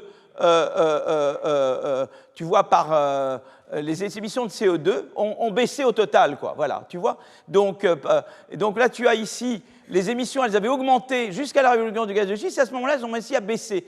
Là, c'était la quantité de CO2 par émission, évidemment, qui sont mises à beaucoup baisser avec la gaz de schiste. Mais il pouvait y avoir l'effet d'échelle qui aille contre ça. Et l'effet d'échelle, quand même, à court terme, aux États-Unis, il est plus que compensé par l'effet de substitution. Vous voyez ce que je dis? C'est-à-dire que le fait de passer du charbon au gaz de schiste, ça pollue beaucoup moins, même si ça baisse le prix de l'énergie et que ça fait que l'énergie devient moins chère et que les gens tendent à consommer plus d'énergie. Cet effet-là, il est dominé par l'effet de substitution. Si vous comprenez ce que c'est génial, vous êtes formidable, vous êtes formidable. Bon, maintenant, qu'est-ce qui se passe à long terme? À long terme, c'est plus compliqué. Quand vous avez la révolution du gaz de schiste, eh bien, le problème, c'est que vous allez divertir des ressources de recherche qui étaient allouées à l'innovation verte, elles vont aller vers le gaz de schiste. Vous voyez ce que je veux dire? Il y avait des gens qui travaillaient sur le renouvelable, notamment. Eh bien, quand il y a la révolution du gaz de schiste, ils vont dire, ben non, c'est beaucoup plus intéressant d'aller travailler sur le gaz de schiste. Ça, c'est pas bon, parce que vous retardez le passage au renouvelable. Et vous voyez, là, on regarde par exemple la part des chercheurs dans les technologies, qui travaillent dans les technologies vertes. Vous voyez, après, ça, c'était sans la révolution du gaz de schiste, et avec la révolution, bang, ça baisse, quoi. Et ce qui fait que les émissions, elles baissent un peu au début parce qu'on fait la substitution, c'est le court terme, mais après, à plus long terme, elles augmentent. Vous voyez, parce que vous avez diverti des ressources de recherche de l'innovation verte vers le gaz de schiste. Et ça, c'est pas bien. Vous voyez, d'accord? Et ça peut dérailler la transition vers une économie non polluante. Donc, vous voyez ce qui se passe? Et donc, ce qu'il faudrait, c'est qu'en fait, pour contrecarrer ça, et c'est là que je vois l'importance d'avoir la politique industrielle, pour contrecarrer le fait que le gaz de schiste détourne des chercheurs du vert vers le gaz de schiste, il faut que j'accompagne cette révolution d'une subvention massive à la recherche verte pour compenser. Voyez? Et vous voyez là, c'est ce que je fais, je devrais aller là. Alors l'IRA, sans rien, ça fait ici. L'IRA vous amène là. Vous voyez, déjà l'IRA fait la moitié du chemin, mais il faudra aller encore beaucoup plus loin. Mais l'IRA, vous voyez, va dans la bonne direction. La Inflation Reduction Act a fait une partie du chemin. Et c'est une politique industrielle verte, vous voyez? D'accord? Et vous voyez, ce qui se passe, c'est qu'on a besoin de tout. On a besoin, vous voyez, d'une subvention, de mettre beaucoup plus de chercheurs dans le vert. On a besoin d'augmenter la subsidy à Green Innovation, mais la taxe carbone, elle n'a pas tellement à changer. Vous gardez la taxe carbone comme vous l'aviez avant. Mais ce que vous allez faire avec le gaz de schiste pour compenser, pour prévenir cet effet négatif de détournement de recherche, de ressources de recherche du vert vers le gaz de schiste, vous allez accompagner la révolution du gaz de schiste par une politique industrielle verte massive, en même temps que vous faites quelque chose. Voilà. Donc c'est intéressant parce que d'abord on voit comment on gère une transition énergétique. Et si vous regardez les derniers débats qu'il y a eu dans la COP récente dans les pays du Golfe, les pays du Golfe intelligents pensent dans ces termes. Ils savent qu'ils ont des ressources, ils savent qu'à un moment donné ça ne servira plus, mais ils veulent utiliser ces ressources pour déjà exploiter un peu et financer le passage à du renouvelable et à d'autres sources d'énergie. Et c'est ça qui est intelligent dans les pays intelligents, hein, qui sont... Voilà, donc ça, c'était ce que je voulais raconter là-dessus. Maintenant, je vais passer à la deuxième. Je fais échapper. Je m'échappe du premier et je vais vers le deuxième. Alors, on a du travail aujourd'hui. Je suis désolé, mais là, je vous fais travailler dur. Voilà. Alors, on va maintenant... Donc, j'ai parlé d'innovation verte. Alors, j'aimerais quand même parler de politique... j'aimerais parler peut-être... je vais peut-être parler de... politique incitative, donc on taxe carbone et marché et politique industrielle. Voilà un petit peu ce qui s'est passé, vous voyez, en Europe. L'Europe, ça a été vraiment le marché ça a été le marché pour les donc l'offre de quotas baisse beaucoup plus rapidement que depuis l'actualisation. Alors je crois que c'est ça l'actualisation de 2023. On a fait baisser l'offre de permis. Tu vois, donc en Europe, c'est très le prix du carbone, les permis, etc. Faire monter le prix du permis, quoi. Tu le fais par l'offre et la demande de permis ou tu le fais par taxe carbone. Mais enfin, et donc on voit que la décision 2023, eh bien, si tu veux, ils ont été donc voilà, on a un marché carbone avec des quotas d'émissions. Et l'offre de quotas est réduite, et comme ça fait augmenter le prix, quoi. Vous voyez, c'est l'offre et la demande. Hein, voilà, ça c'est vraiment ce qu'aime beaucoup Christian Gaulier, c'est vraiment son genre de beauté. Alors, je vous perds, vous, pour de bon. Aïe, aïe, aïe, aïe, aïe. Bon, alors, d'accord. Donc ensuite, il y a eu le Fit for 55 package qui a ajouté de nouvelles contraintes au marché européen, accélération de la baisse des émissions ETS avec une limite en 2039, lancement de ETS2, un marché de quotas étendu au secteur des transports et du bâtiment, resserrement des régulations. Enfin voilà, tout ça, c'est le carbone. Alors, des fois, on peut te dire, si tu taxes les émissions dans l'Union européenne, est-ce que tu n'exportes pas les émissions à l'étranger? Et ça vous dit que l'effet est quasiment nul et que la taxe carbone, ça fonctionne. Voilà. Alors, nous, on fait de la taxe carbone. Les États-Unis font de l'IRA. Et qu'est-ce que c'est que l'IRA? C'est un ensemble de lois votées par le Congrès américain. Il contient de nombreuses actions en faveur du climat, qui passent surtout par des incitations fiscales. Le chiffre précis de chacune des mesures n'est pas consensuel, mais l'enveloppe totale est entre 800 et 1200 milliards de dollars. Les subventions sont conditionnées à l'utilisation d'intrants produits uniquement sur le sol américain. Donc il y a un côté un peu protectionniste dans l'IRA. C'est pour ça qu'à un moment donné, moi je disais en Europe, tu peux quand même pas te dire, vous faites l'IRA, et nous, alors il y avait des collègues à moi, à Bruxelles et ailleurs, qui disent, nous on va renforcer nos réformes structurelles. J'ai d'accord, mais il y a l'IRA quand même. Donc tu as les États-Unis qui font l'IRA, tu as la Chine qui fait de la politique industrielle, alors et nous, on ne fait rien du tout. Et c'est là que Draghi arrive et dit, oui, non, on fait quelque chose. D'accord? Mais pour le moment, ce n'est pas du tout consensuel en Europe d'avoir un pendant à l'IRA. D'accord? Voilà. Donc voilà. Donc ça, je voudrais maintenant parler de l'écosystème de la transition. Et dans l'écosystème de la transition, je voudrais parler de deux choses. Dans l'écosystème de la transition, j'aimerais vous parler d'abord de la finance. C'est des choses très importantes, et parce que ça va nous faire parler de politique macroéconomique et de transition verte. Je ne veux pas trop vous surcharger la tête, mais en gros, qu'est-ce qui s'est passé? Je vous ai dit que les jeunes entreprises, elles sont celles qui sont le moins sujettes au problème de la dépendance au sentier. Quand vous êtes jeune, vous n'avez pas pris de mauvaises habitudes. Donc on veut qu'il y ait des jeunes entreprises. Seulement, comme vous savez très bien, on l'a vu en parlant du rapport Draghi, les jeunes entreprises, une des grosses barrières à l'entrée, c'est le manque de finances, c'est l'accès à la finance. Et donc le problème, c'est que si vous voulez, elles ont vocation à être leaders du processus de transition énergétique, les jeunes entreprises, mais elles ont du mal à rentrer parce qu'elles ne peuvent pas se financer.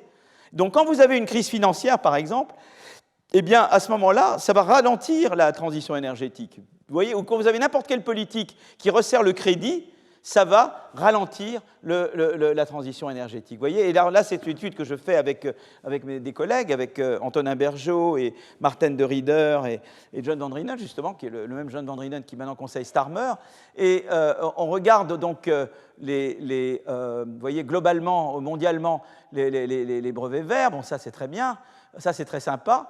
Mais là, qu'est-ce qu'on regarde? On étudie l'effet de la crise financière de 2008 sur l'économie. On regarde l'économie allemande et on s'intéresse aux entreprises liées à Commerzbank. Commerzbank, c'est une banque allemande qui a failli disparaître. Voilà. Elle était vraiment au bord du précipice, quoi. Mais vraiment limite, quoi. Et évidemment, il y avait des entreprises dont le financement se reposait beaucoup sur Commerzbank. Et donc, si vous voulez, le crédit a été resserré par Commerzbank, parce que Commerzbank, elle a dû évidemment se restructurer.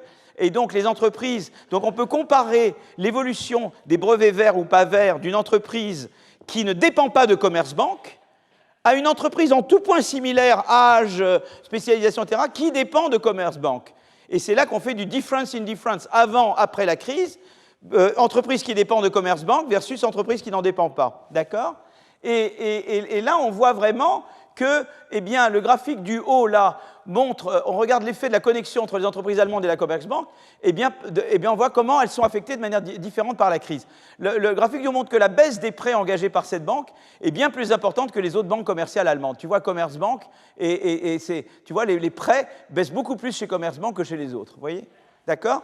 Et le graphique du bas, elle montre l'effet de la crise sur les entreprises qui entretiennent des relations avec la Commerzbank en comparaison avec celles qui n'en entretiennent. Donc là, vous avez le groupe de traitement, qui est les entreprises qui dépendent de Commerzbank, et les entreprises qui n'en dépendent pas. Et vous voyez que, qu'est-ce qui se passe? Eh bien,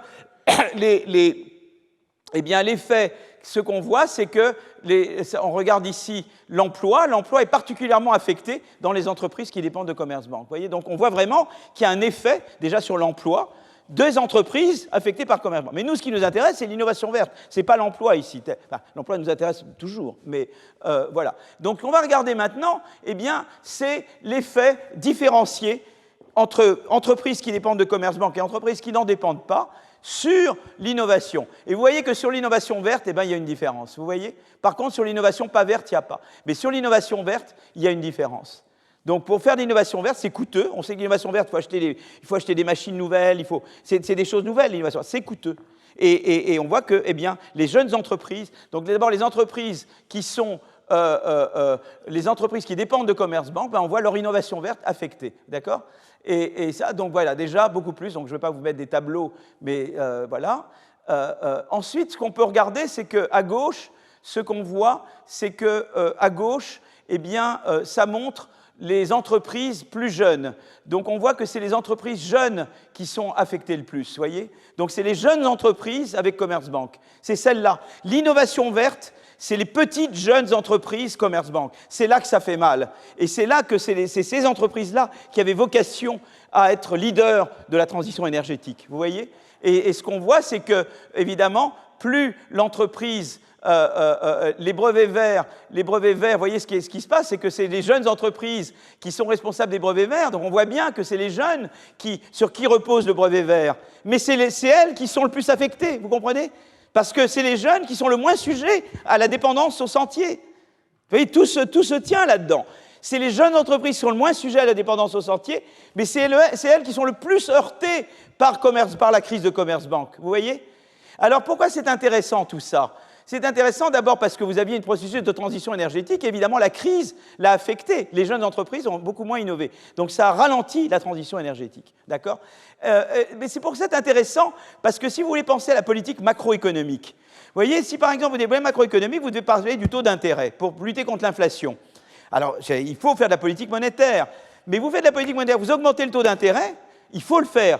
Mais ce qui se passe, c'est que vous allez heurter particulièrement les jeunes entreprises, parce que ça va augmenter le coût du crédit pour ces entreprises qui n'ont pas de fonds propres et pour qui c'est coûteux a priori. Le taux d'intérêt a beaucoup plus de conséquences sur le coût d'emprunt, voyez, pour les jeunes entreprises que pour les autres. Et donc, si vous augmentez trop les taux d'intérêt, eh bien, vous allez ralentir la transition énergétique. Et c'est très embêtant parce que vous savez, souvent, le mandat de la Banque centrale, c'est de dire la stabilité des prix. Or, il y a eu des études très intéressantes récemment qui ont montré que eh bien, la pollution, que le changement climatique est une source d'instabilité des prix. Donc, vous voyez maintenant, si vous voulez intégrer la dimension écologique dans la politique macro, vous dites, bon, c'est évidemment qu'il faut augmenter le taux d'intérêt quand il y a de l'inflation, mais faites attention, ne le faites pas trop longtemps, parce que vous allez ralentir la transition énergétique. Donc ça, c'est quand même très intéressant, parce que vous intégrez vraiment la transition énergétique dans la politique macroéconomique. Alors là, j'ai parlé de la politique monétaire, mais il y a la politique budgétaire. Qu'est-ce que c'est que la politique budgétaire? C'est qu'en période de récession, vous empruntez, l'État emprunte, parce que je veux faire la politique budgétaire, je veux pouvoir faire les stabilisateurs automatiques pour financer la consommation, la subventionner en période de récession. Je veux faire le Small Business Act, permettre aux entreprises de survivre. Pour ça, l'État a besoin d'emprunter. Mais normalement, quand ça va bien, l'État rembourse. Ça, c'est la politique budgétaire, d'accord? Maintenant, qu'est-ce qui se passe si on a une dette importante en France? C'est un débat très important. Des gens peuvent être tentés en France de dire, bah, écoutez, on va couper dans les investissements verts. Mais si vous faites ça, vous allez prolonger, vous allez augmenter le A polluant moins A vert. Et donc, vous allez augmenter la dette environnementale pour les générations futures, c'est-à-dire ce qu'elles devront payer, elles. C'est-à-dire que maintenant, quand vous faites de la politique budgétaire, vous devez regarder la vraie dette, la dette qu'on a, la dette publique, mais vous devez garder également la dette environnementale, c'est-à-dire qu'est-ce que les générations futures vont devoir, elles, faire pour surmonter le problème. Et donc, il ne faut pas que vous réduisiez votre dette réelle en augmentant la dette environnementale. Vous comprenez? Faites autre chose. Taxe d'habitation. J'ai rien dit. Plaisante, j'ai rien dit. Mais faites autre chose, en tout cas. Ne reniez pas sur ça, quoi. Parce que là, vous allez, et c'est très intéressant, parce que qu'on fasse de la politique budgétaire ou de la politique monétaire, vous intégrez ces outils de la politique macro avec le changement climatique. Et ça devient passionnant. Vous changez la macroéconomie. Vous faites la macroéconomie autrement. D'accord? Vous voyez comment ça marche? Je continue. Voilà. Alors maintenant, il y en a une autre. Alors j'arrive maintenant à quelque chose qu'on voulait me faire parler. Ça, c'est un travail que j'ai fait avec Roland Benabou, qui est à Princeton, et Alexandra Roulet, qui est ma collègue à l'INSEAD, qui a conseillé le président de la République pendant 1 an, pendant 2 ans, 1 an, j'ai plus, oui, et Ralph Martin, qui est à Imperial College. Et on a regardé la chose suivante, c'est-à-dire qu'on a dit, voilà, il y a l'outil du prix du carbone, si le gouvernement augmente le prix du carbone, il incite à l'innovation verte. Si le gouvernement fait de la subvention à l'innovation verte, aussi il incite à l'innovation verte. Voilà 2 outils de la politique gouvernementale. Mais il y a peut-être un rôle de la société civile. Et en fait, ce qu'on va regarder, c'est la chose suivante. Je vais tout de suite aller à la chose importante. C'est de dire, voilà, c'est de dire la chose suivante. C'est de dire, j'aimerais, mais je vais quand même aller en arrière. Je vais quand même, voilà, je vais regarder ça. Vous voyez, ce que je veux dire, c'est que voilà, ici, je regarde cette régression. Voyez, je regarde toujours les industries automobiles. Mais maintenant, je vais sur une période plus longue, parce que c'est un papier plus récent. Au lieu d'aller jusqu'en 2005, je vais jusqu'en 2020, ou 2015 ou 2020. Et je regarde la propension à innover vert. Alors, comme avant, évidemment, plus de prix du carbone plus élevé vous incite à innover vert par rapport à SAL, d'accord? Mais je regarde d'autres choses. Et ce que je regarde, c'est le values. Vous voyez, c'est la première ligne. Vous voyez la première ligne qui est là. Qu'est-ce que ça veut dire values? Value, c'est les consommateurs. Voilà. Les consommateurs. Si je suis dans un pays où je sais par le World Value Survey que les consommateurs se soucient davantage de l'environnement, et ça on le sait par des grandes enquêtes comme le World Value Survey, eh bien il se trouve que dans les pays, si les entreprises automobiles en moyenne opèrent dans des pays où les consommateurs se soucient davantage de l'environnement, eh bien elles adaptent leurs innovations à la demande. Il y a une demande pour du vert, et donc elles innovent vert. Donc c'est très intéressant, ça veut dire que c'est la société civile qui arrive, c'est les consommateurs. Les consommateurs influent sur l'incitation des entreprises à innover vert ou pas. Quand je fais face à plus en moyenne, à des consommateurs plus concernés par l'environnement, j'innove davantage dans le vert. C'est vachement intéressant, d'accord? Et alors ce qui est intéressant, c'est que, eh bien, c'est d'autant plus vrai s'il y a de la concurrence. Alors ça, je vais vous expliquer pourquoi. Je vais prendre Isabelle, qui est là devant moi. Voilà. Isabelle, eh bien, quand il y a davantage de concurrence, on est concurrent. Isabelle est vertueuse, je ne le suis pas. Voilà, d'accord? Donc, moi, j'innove, donc je me dis, bon, ben, je vais m'adapter à mes consommateurs, mais modérément, quand même, quoi. Je vais quand même innover dans le vert. Arrive Isabelle, qui est vertueuse, et donc elle va dire, ben moi, sachant qu'Isabelle est vertueuse, si je continue d'innover un peu dans le sale, je vais perdre mes consommateurs vers Isabelle. Vous voyez ce que je veux dire? C'est que la concurrence, je vous avais dit que la concurrence vous incitait à innover pour échapper à la concurrence. Et là, quand vous êtes dans un environnement où les consommateurs demandent du vert, eh bien, la concurrence va vous inciter à innover encore plus dans le vert pour échapper à la concurrence avec d'autres gens. Ça va exacerber l'effet des consommateurs. Vous voyez, donc il y a l'effet consommateur, il est exacerbé quand je suis dans un environnement plus concurrentiel. Et c'est très intéressant parce que ce qu'on montre dans cet article, c'est que, en fait, s'il y a eu un effondrement des valeurs pro-environnementales à cause de la crise, c'est-à-dire que les gens se préoccupaient de l'environnement et à cause de la crise, ils se préoccupaient surtout de l'emploi. Et Trump, c'est un peu ça, si vous voulez. Trump, c'est la conséquence de la crise, d'accord? Mais c'est vrai mondialement. Donc, les valeurs ont baissé. D'un autre côté, la concurrence, elle a augmenté au cours du temps. Et on se dit, eh bien, si ce qu'on fait, c'est que si on revenait aux valeurs environnementales d'avant, et qu'on augmente la concurrence d'autant qu'elle a augmenté depuis avant, eh bien ça équivaut à 4 fois l'effet de l'augmentation du prix du carbone. Vous voyez ce que je veux dire? C'est un levier très puissant. Si j'arrive à faire que les valeurs, que la demande des consommateurs pour l'environnement soit le même qu'il était avant la crise financière, et que j'augmente la concurrence d'autant qu'elle a augmenté depuis cette époque-là, la combinaison des deux, ça équivaut à 4 fois l'augmentation du prix du carbone qui a conduit au gilet jaune. Et là, ça ne produit aucun gilet jaune. Vous voyez? Donc c'est un levier extraordinaire, c'est-à-dire qu'en plus du levier prix du carbone et subvention environnementale, il y a le levier de la société civile. J'ai parlé des consommateurs, mais il y a maintenant les actionnaires. Dans les entreprises, il y a des entreprises qui veulent faire de la corporate social responsibility, c'est-à-dire d'avoir des... Elles ne le font pas uniquement parce qu'elles veulent, elles le font aussi parce que ça leur donne une bonne image et qu'elles se disent finalement pour la maximisation de mes profits à long terme, c'est bon d'avoir une bonne image. Par exemple, il y a Bicorp. Voilà, moi j'ai connu une entreprise qui fait de la prêt-à-porter et cette entreprise, eh bien, elle a voulu absolument être notée sur le Bicorp parce que ça a attiré des clients vers eux. Et vous avez des actionnaires qui eux-mêmes sont... Donc c'est très intéressant, il y a tout un domaine maintenant qui se développe sur le rôle de la société civile. Et pourquoi c'est important? Je vous avais dit le triangle entre État, entreprise, État, société civile. Eh bien l'innovation verte, c'est beaucoup ce triangle. C'est les entreprises qui innovent, vert ou pas vert. L'État peut intervenir avec politique industrielle et carbone, etc. Et politique de concurrence d'ailleurs. Et vous avez la société civile, les consommateurs, mais aussi les shareholders. Et ça, c'est très intéressant parce que le triangle va jouer un rôle très important pour accélérer la transition énergétique. Voilà. Et il faut une bonne politique macro derrière. Mais vous voyez, ça vous donne, c'est très intéressant ce diagramme, ça vous donne vraiment, vous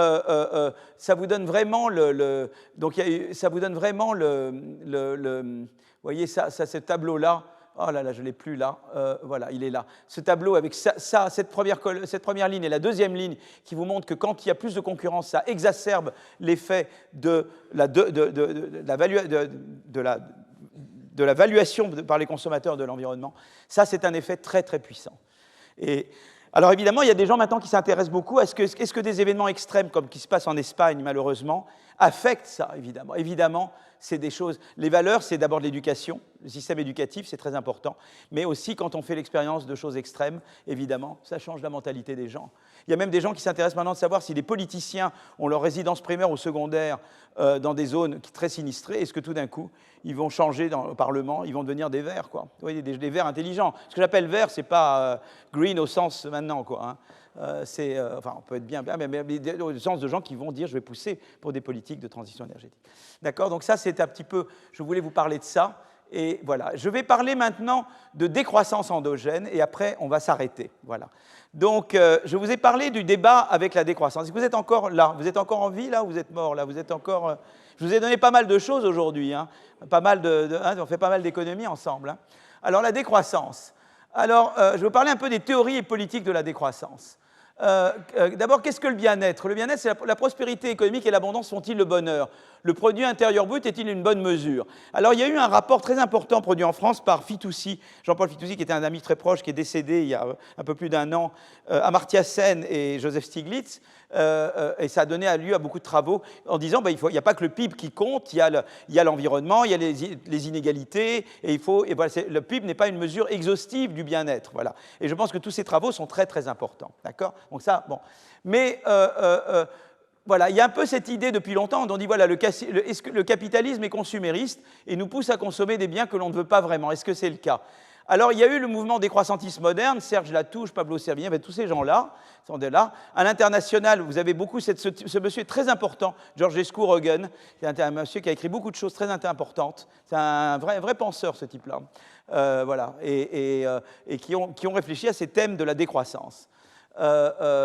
Alors, il y a d'abord cette idée, évidemment, que je vais battre en brèche, que la croissance est forcément mauvais pour l'environnement. On a vu que historiquement, effectivement, quand il y a eu décollage de la croissance, il y a eu décollage de la température. Donc, historiquement, c'est vrai qu'il y a eu couplage. Mais si vous regardez maintenant, depuis les années 90, par exemple pour la France, nos émissions de CO2, elles ont baissé, Et pourtant, on a eu de la croissance. Donc, on a réussi à découpler. Alors, évidemment, le nucléaire n'a pas nuit. Hein. Il faut bien le dire. Donc, ça, c'est intelligent de faire du nucléaire. Voilà. Donc, on peut découpler. D'accord? Donc, d'abord, ce n'est pas que personne ne découple. On peut découpler.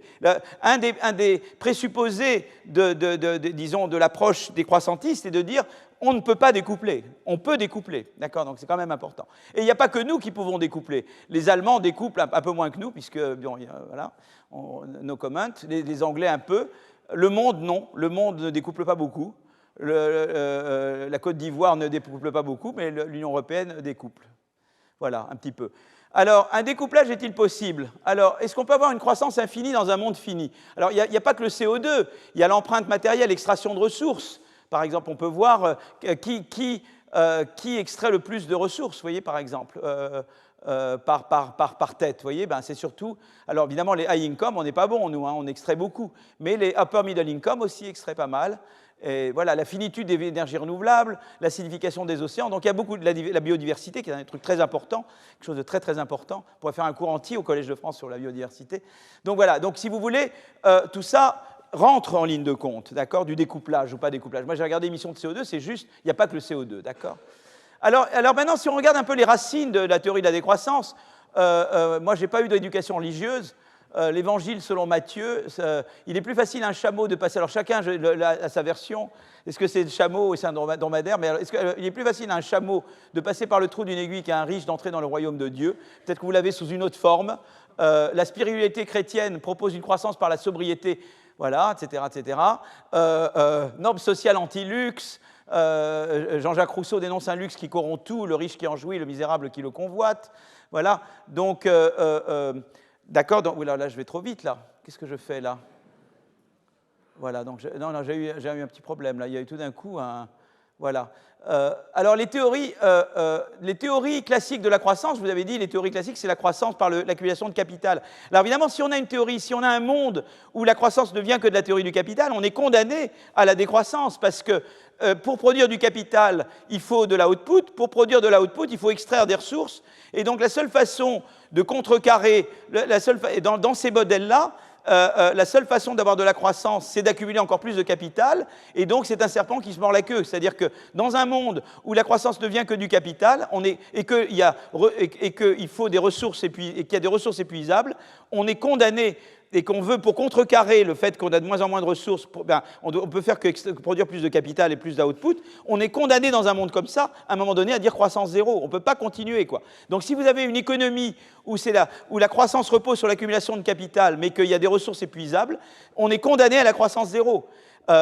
Donc dans une économie sans innovation, on est condamné au malthusianisme à un moment donné. Et donc, il y a eu un certain nombre de modèles qui ont dit, mais écoutez, les ressources sont finies, on a un modèle d'accumulation, de croissance par l'accumulation de capital, on ne peut pas avoir de la croissance pour toujours, parce qu'à un moment donné, on n'a plus rien, on finit par épuiser le stock de ressources. D'accord? Parce que pour compenser le manque de ressources, on doit générer plus de progrès, mais le progrès dans ces modèles, c'est plus d'accumulation de capital, mais pour plus d'accumulation de capital, il faut produire plus et donc extraire plus. Et à un moment donné, tu n'y arrives pas, quoi. Tu vois? Il n'y a que l'innovation qui te permet d'économiser de plus en plus sur les ressources utilisées. Tu vois, je veux dire, pourquoi tu peux imaginer que tu peux avoir une croissance soutenue avec ressources limitées? Parce que tu vas avoir de l'innovation qui va te permettre de réduire de plus en plus ta consommation de ressources ou de trouver de nouvelles sources de matières premières. Alors voilà, donc par exemple, le PIB, entre mars et mai-juin 2020, le PIB français baisse de 35%, les émissions de CO2 de 8%. Donc ça, on a eu des politiques de décroissance, on a eu le Covid, on a eu la période entre mars et mai-juin 2020. Là, on a eu vraiment de la décroissance, d'accord? Alors, on peut avoir aussi des politiques, il y a des gens qui disent, mais voilà, la décroissance, ça veut dire qu'il faut travailler moins, peut-être interdire les voitures, avions, piscines, maisons trop grandes, la viande peut-être, et voilà, et on vit dans une économie, on vit, voilà, on survit, quoi, voilà. Alors, les partisans de la décroissance ont gagné en influence, et il y a un peu deux écoles décroissantistes, les anticapitalistes, les rousseauistes. Et l'idée, c'est que c'est comme ça qu'ils partent de l'idée qu'on ne peut pas découpler la croissance de la consommation et la croissance des émissions, d'accord? Donc, le temps de travail, ben, écoutez, même, on voit le temps de travail, de fait, il a baissé. Si on regarde dans les économies riches, le temps de travail, de fait, a baissé. Vous voyez, c'est intéressant. On a déjà, je vous ai déjà dit, il y a du découplage. Mais il y a également de la baisse du temps de travail. Vous voyez, les choses se passent quand même, vous voyez? Et donc la vision... Alors maintenant, donc des choses déjà se passent. Et si vous voulez, si on veut regarder dans les visions un peu plus... La vision anticapitaliste, c'est de dire le changement climatique est la plus grande faille de marché de l'histoire. La solution, c'est retourner le pouvoir aux citoyens et s'autogérer. Voilà. Donc là, dans ce mouvement-là, c'est un mouvement décroissantiste par essence anticapitaliste. La crise climatique joue le même rôle que les mouvements ouvriers révolutionnaires. Il y a une autre vision qui est rousseauiste, le mythe du bon sauvage, l'homme né bon à l'état de nature, corrompu par la société. Dans nos sociétés contemporaines, le consumérisme pervertit les désirs des consommateurs, les force à consommer des biens inutiles, demander plus de pouvoir d'achat et travailler plus. Dans ce schéma de pensée, les normes et impératifs de la société moderne sont à combattre. Publicité, marketing à outrance, lien cognitif entre grosses voitures et etc. Toute cette partie, c'est Christian Gaulier. Hein. Donc voilà, tout ça, c'est très très bien expliqué par Christian Gaulier. Voilà. Donc, l'idée de la décroissance rousseauiste, science économique classique, humanisme utilitariste, c'est comme ça qu'ils voient les économistes classiques, d'accord. Et puis, suivant les préceptes rousseauistes, les décroissantistes pensent que les préférences révélées ne sont pas représentatives parce qu'elles sont corrompues. La décroissance est une fin en soi parce qu'elle rapproche les préférences naturelles, elle les rapproche des préférences naturelles. Voilà. Donc si vous voulez, voilà. Donc, l'idée, c'est de dire, ben, je peux consommer moins, etc. Donc, une manière, c'est de consommer moins par personne, d'accord. Et il y a les rousseauistes et anticapitalistes qui disent ça. Et après, il y a l'idée de dire, est-ce que je peux avoir décroissance de la population ? Et est-ce qu'il faut des politiques natalistes? Alors déjà, je vous ai dit, déjà, il y a découplage, déjà, il y a baisse du temps de travail. Mais vous voyez que déjà, il y a également chute dans les pays, même dans les économies en développement, de la natalité. C'est déjà en train de se produire. Donc plusieurs des choses qui sont recommandées par les décroissantistes se passent de toute façon, déjà. Vous voyez? D'accord? Là, on voit que vous avez une chute, enfin une baisse de la natalité un peu partout. Alors, je vais juste vous terminer en vous parlant de quelque chose que je suis en train de faire. C'est une recherche que je fais en ce moment. Et sur une théorie, c'est vraiment mon débat. Je prends à bras-le-corps le débat avec les décroissantistes. Donc, oui, il y a les décroissantistes qui pensent que c'est en baissant la population ou en baissant le PIB par tête qu'on y arrive. Moi, je crois dans l'innovation. Mais ça ne veut pas dire que je ne reprends pas à mon compte plusieurs idées émises par les décroissantistes. La première idée, c'est qu'il faut être sobre. L'innovation, pour moi, c'est également l'innovation dans les comportements. Ça, je prends de chez eux. D'accord? Ça, je crois que c'est très important. Il y a une autre idée importante qui vient de chez eux. Il y a plusieurs décroissantistes qui vous disent on peut croître par la quantité ou par la qualité. Et ils vous disent c'est une croissance pas bien mesurée par le PIB, par la croissance du PIB. Là, ils ont raison. Et je vais montrer que là-dessus, ils ont raison. Donc, je vais pas renoncer à l'innovation, mais je vais montrer que dans ce qu'ils disent, il y a du vrai. Il faut aller de la quantité vers la qualité.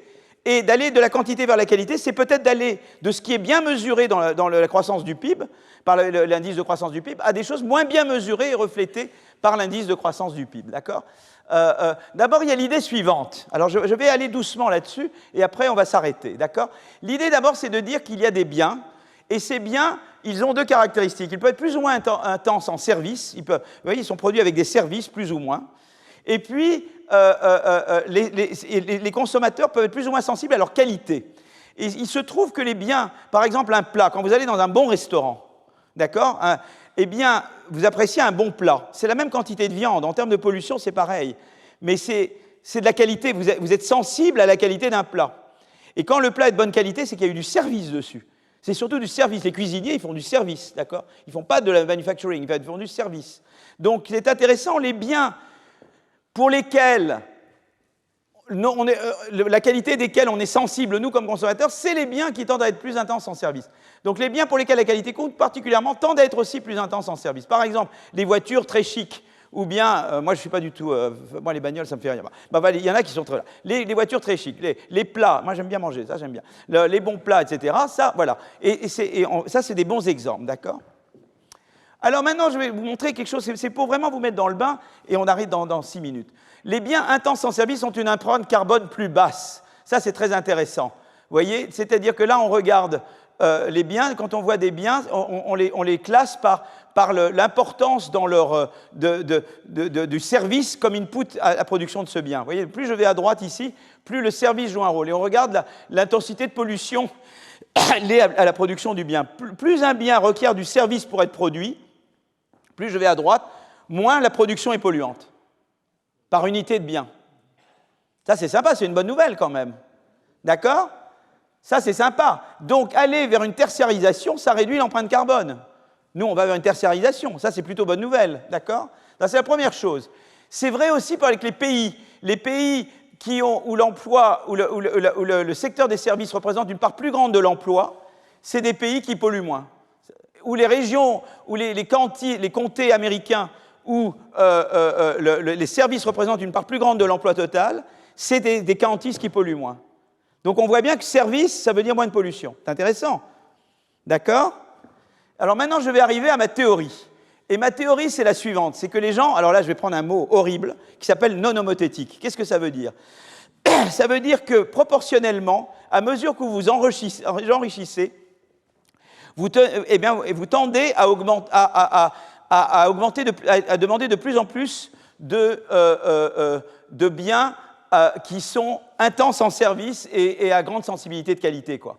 Vous allez de plus en plus vers des biens, vous voyez, vous avez la base, et plus vous gagnez, mieux vous gagnez, plus vous allez vers des biens qui sont plus de qualité et plus de services intensifs. Vous voyez, c'est intéressant. Donc, voilà. Donc, en proportion de leur revenu, plus vous avez un revenu élevé, moins votre consommation contribue à la pollution agrégée. D'accord?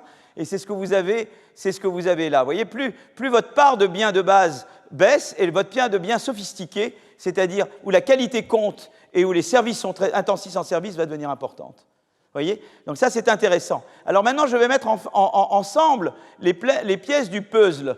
C'est-à-dire que maintenant, je vais dire, bon, on est dans un monde comme ça, et je vais remettre de l'innovation endogène.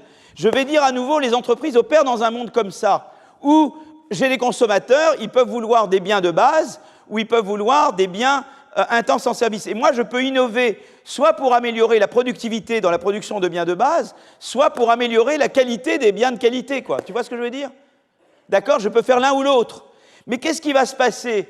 Ce qui va se passer, c'est que donc l'effort de la recherche, donc on peut, à mesure que l'économie va se développer et que les consommateurs s'enrichissent, comme la demande va se tourner de plus en plus vers la qualité, eh bien l'innovation des entreprises va aller elle aussi vers la qualité. Elle va courir après, c'est toujours pareil, c'est comme les values, elle va courir après la composition de la demande. Vous comprenez? Et donc ça, c'est la bonne nouvelle, si vous voulez. C'est-à-dire que, et ce qui est intéressant aussi, c'est que la croissance qualitative, elle est moins bien mesurée par le PIB. Et c'est là qu'ils ont raison. Quand ils vous disent c'est la qualité qui compte et la croissance du PIB, c'est pas forcément la bonne mesure, en ça, ils ont raison. Plus on se développe, plus on va vers notre demande s'oriente vers de la qualité, et bien, plus ce qui va se passer, c'est que l'innovation des entreprises va aller vers la qualité davantage, mais ça veut dire que ça va être une croissance en qualité qui va être moins polluante, puisque c'est du service, et moins bien mesurée par le PIB, par les indices de PIB, parce que la qualité est moins bien reflétée. Vous voyez, par exemple, la qualité, le fait que maintenant vous n'allez plus dans une agence de voyage et vous réservez vos billets, c'est de la qualité, c'est pas mesuré dans le PIB. D'accord? Et ça, c'est la bonne nouvelle, vous voyez? Et ce qui se passe, c'est la chose suivante, c'est qu'en fait, ce qu'on regarde, la ligne en bleu, c'est la part des services, vous voyez, la part des services qui augmente, et la ligne rouge, c'est la part des chercheurs qui travaillent sur la qualité. Vous voyez? Eh bien, à mesure qu'on s'enrichit, de plus en plus d'emplois va dans les services et la recherche va de plus en plus dans la qualité. Mais la qualité génère une croissance en qualité qui est moins bien reflétée par la croissance du PIB. Voilà. Et voilà, et ce qui se passe, c'est que tu regardes émissions et dépenses, évidemment, entre 2000 et 2020, bah, tu vois, donc, plus tu dépenses, donc évidemment, quand tu dépenses plus, tu as plus d'émissions, mais ce qui se passe, c'est qu'au cours du temps, cette courbe, elle baisse, parce que tu as de l'innovation qui fait baisser cette courbe, tu vois. C'est ça qui se passe. Voilà. Et là, on le voit dans les données réelles, quoi. Là, je le fais schématique, et là, je le fais vraiment... D'accord? Alors maintenant, qu'est-ce qui se passe? Eh bien, la pollution, eh bien, au cours du temps, si je n'avais pas d'innovation, j'aurais la pollution qui augmenterait, mais comme, en fait, au cours du temps, cet effet-là qui fait que les gens, à mesure qu'ils s'enrichissent, ils orientent leur consommation vers la qualité et donc vers des biens plus intenses en services moins polluants, ça fait que donc les entreprises s'adaptent en innovant là-dedans. Quand j'ai endogénéisé l'innovation des entreprises, eh bien, je transforme cette courbe-là très pessimiste en une courbe qui est quand même assez optimiste. Vous voyez que les émissions, avec un peu de chance, elles se mettent à baisser. Vous voyez? Et c'est très sympa. Vous voyez, la part des emplois, services augmente, manufacture baisse. La part de la recherche pour la qualité augmente. Et les émissions augmentent d'abord, mais elles vont finir par baisser. parce que c'est les services qui vont devenir overwhelming à la qualité. Et vous voyez que la croissance réelle, elle augmente, elle continue d'être élevée, même si la croissance mesurée, elle baisse. Vous voyez, donc et d'ailleurs, en partie, ça peut expliquer la stagnation séculaire. On voit notre croissance baisser, mais en fait, c'est la croissance mesurée qui baisse. La croissance qualitative, elle, peut-être n'a pas baissé autant que ce qu'on dit. Et vous voyez, c'est très intéressant parce que... alors maintenant, on peut rajouter la Chine, et je termine avec ça. La Chine, qu'est-ce qui se passe? C'est très intéressant, parce que la Chine produit des biens manufacturés, et donc, on peut dire, qu'est-ce qui se passerait si on mettait des barrières contre la Chine? Ça, il faut dire ça, M. Trump. Si on met des barrières contre la Chine, eh bien, la Chine nous permet, nous, de nous enrichir plus vite, et donc d'aller plus vite vers les services. Et puis après, ça finira par aller vers la Chine. Si je mets des barrières à la Chine, ça veut dire qu'en fait, eh bien, je suis obligé de faire beaucoup plus de manufacturiers chez moi, donc je pollue beaucoup plus. La Chine polluera peut-être un petit peu moins, mais mondialement, ça fait que vous polluez plus. Vous voyez, si j'agite l'impact si je me mets en autarcie, eh bien, ce qui va se passer, c'est que la Chine, elle, ce qui va se passer, c'est qu'elle va... Donc, je vais moins profiter de la production manufacturière en Chine, je vais devoir en faire plus chez moi, et moi, ça va faire que je vais polluer plus, finalement. Ça va ralentir ma transition vers la qualité, d'accord, et ça va aussi ralentir... Ce qui est important, c'est que si je fais ça, je ralentis le rythme auquel les Chinois s'enrichissent. Vous voyez ce que est le problème? Si je mets des barrières à la Chine, j'empêche les Chinois de s'enrichir suffisamment vite, et donc, eux, de faire une transition eux-mêmes vers une croissance par la qualité. Vous voyez, donc, il peut y avoir des gains à court terme, mais si vous mettez des barrières trop grandes contre la Chine et l'Inde, vous ralentissez l'évolution de ces pays vers une croissance par la qualité, parce que vous allez ralentir la demande de leurs consommateurs pour de la qualité. D'abord, vous allez vous forcer à faire plus de manufacturing, donc c'est pas bon, et vous allez ralentir l'évolution de la Chine et ça peut être mauvais. Donc, ce qu'il faut maintenant, c'est que des modèles d'autarcie, de commerce international, où on regarde les coûts et bénéfices de tarifs, prennent en compte cet aspect-là, c'est que vous pouvez stopper ou ralentir fortement l'évolution d'autres pays que les nôtres vers une croissance par la qualité. Voilà. Donc, vis-à-vis des décroissants, ils avaient des intuitions, qualité, PIB, voilà, c'était juste, mais en même temps, ça s'intègre très bien dans un modèle d'innovation, et c'est quand même l'innovation qui est la clé de la transition énergétique réussie, et avec les leviers de l'innovation dont on a parlé, taxe carbone, subvention, politique industrielle verte, consommateurs, concurrence, ça c'est des gros leviers, et c'est des leviers qui vous amènent également vers une croissance par la qualité, même si elle est moins bien mesurée qu'avant. Voilà. Je voulais simplement conclure par ces mots-là. Il est juste 4 heures, et merci beaucoup, et donc à la semaine prochaine.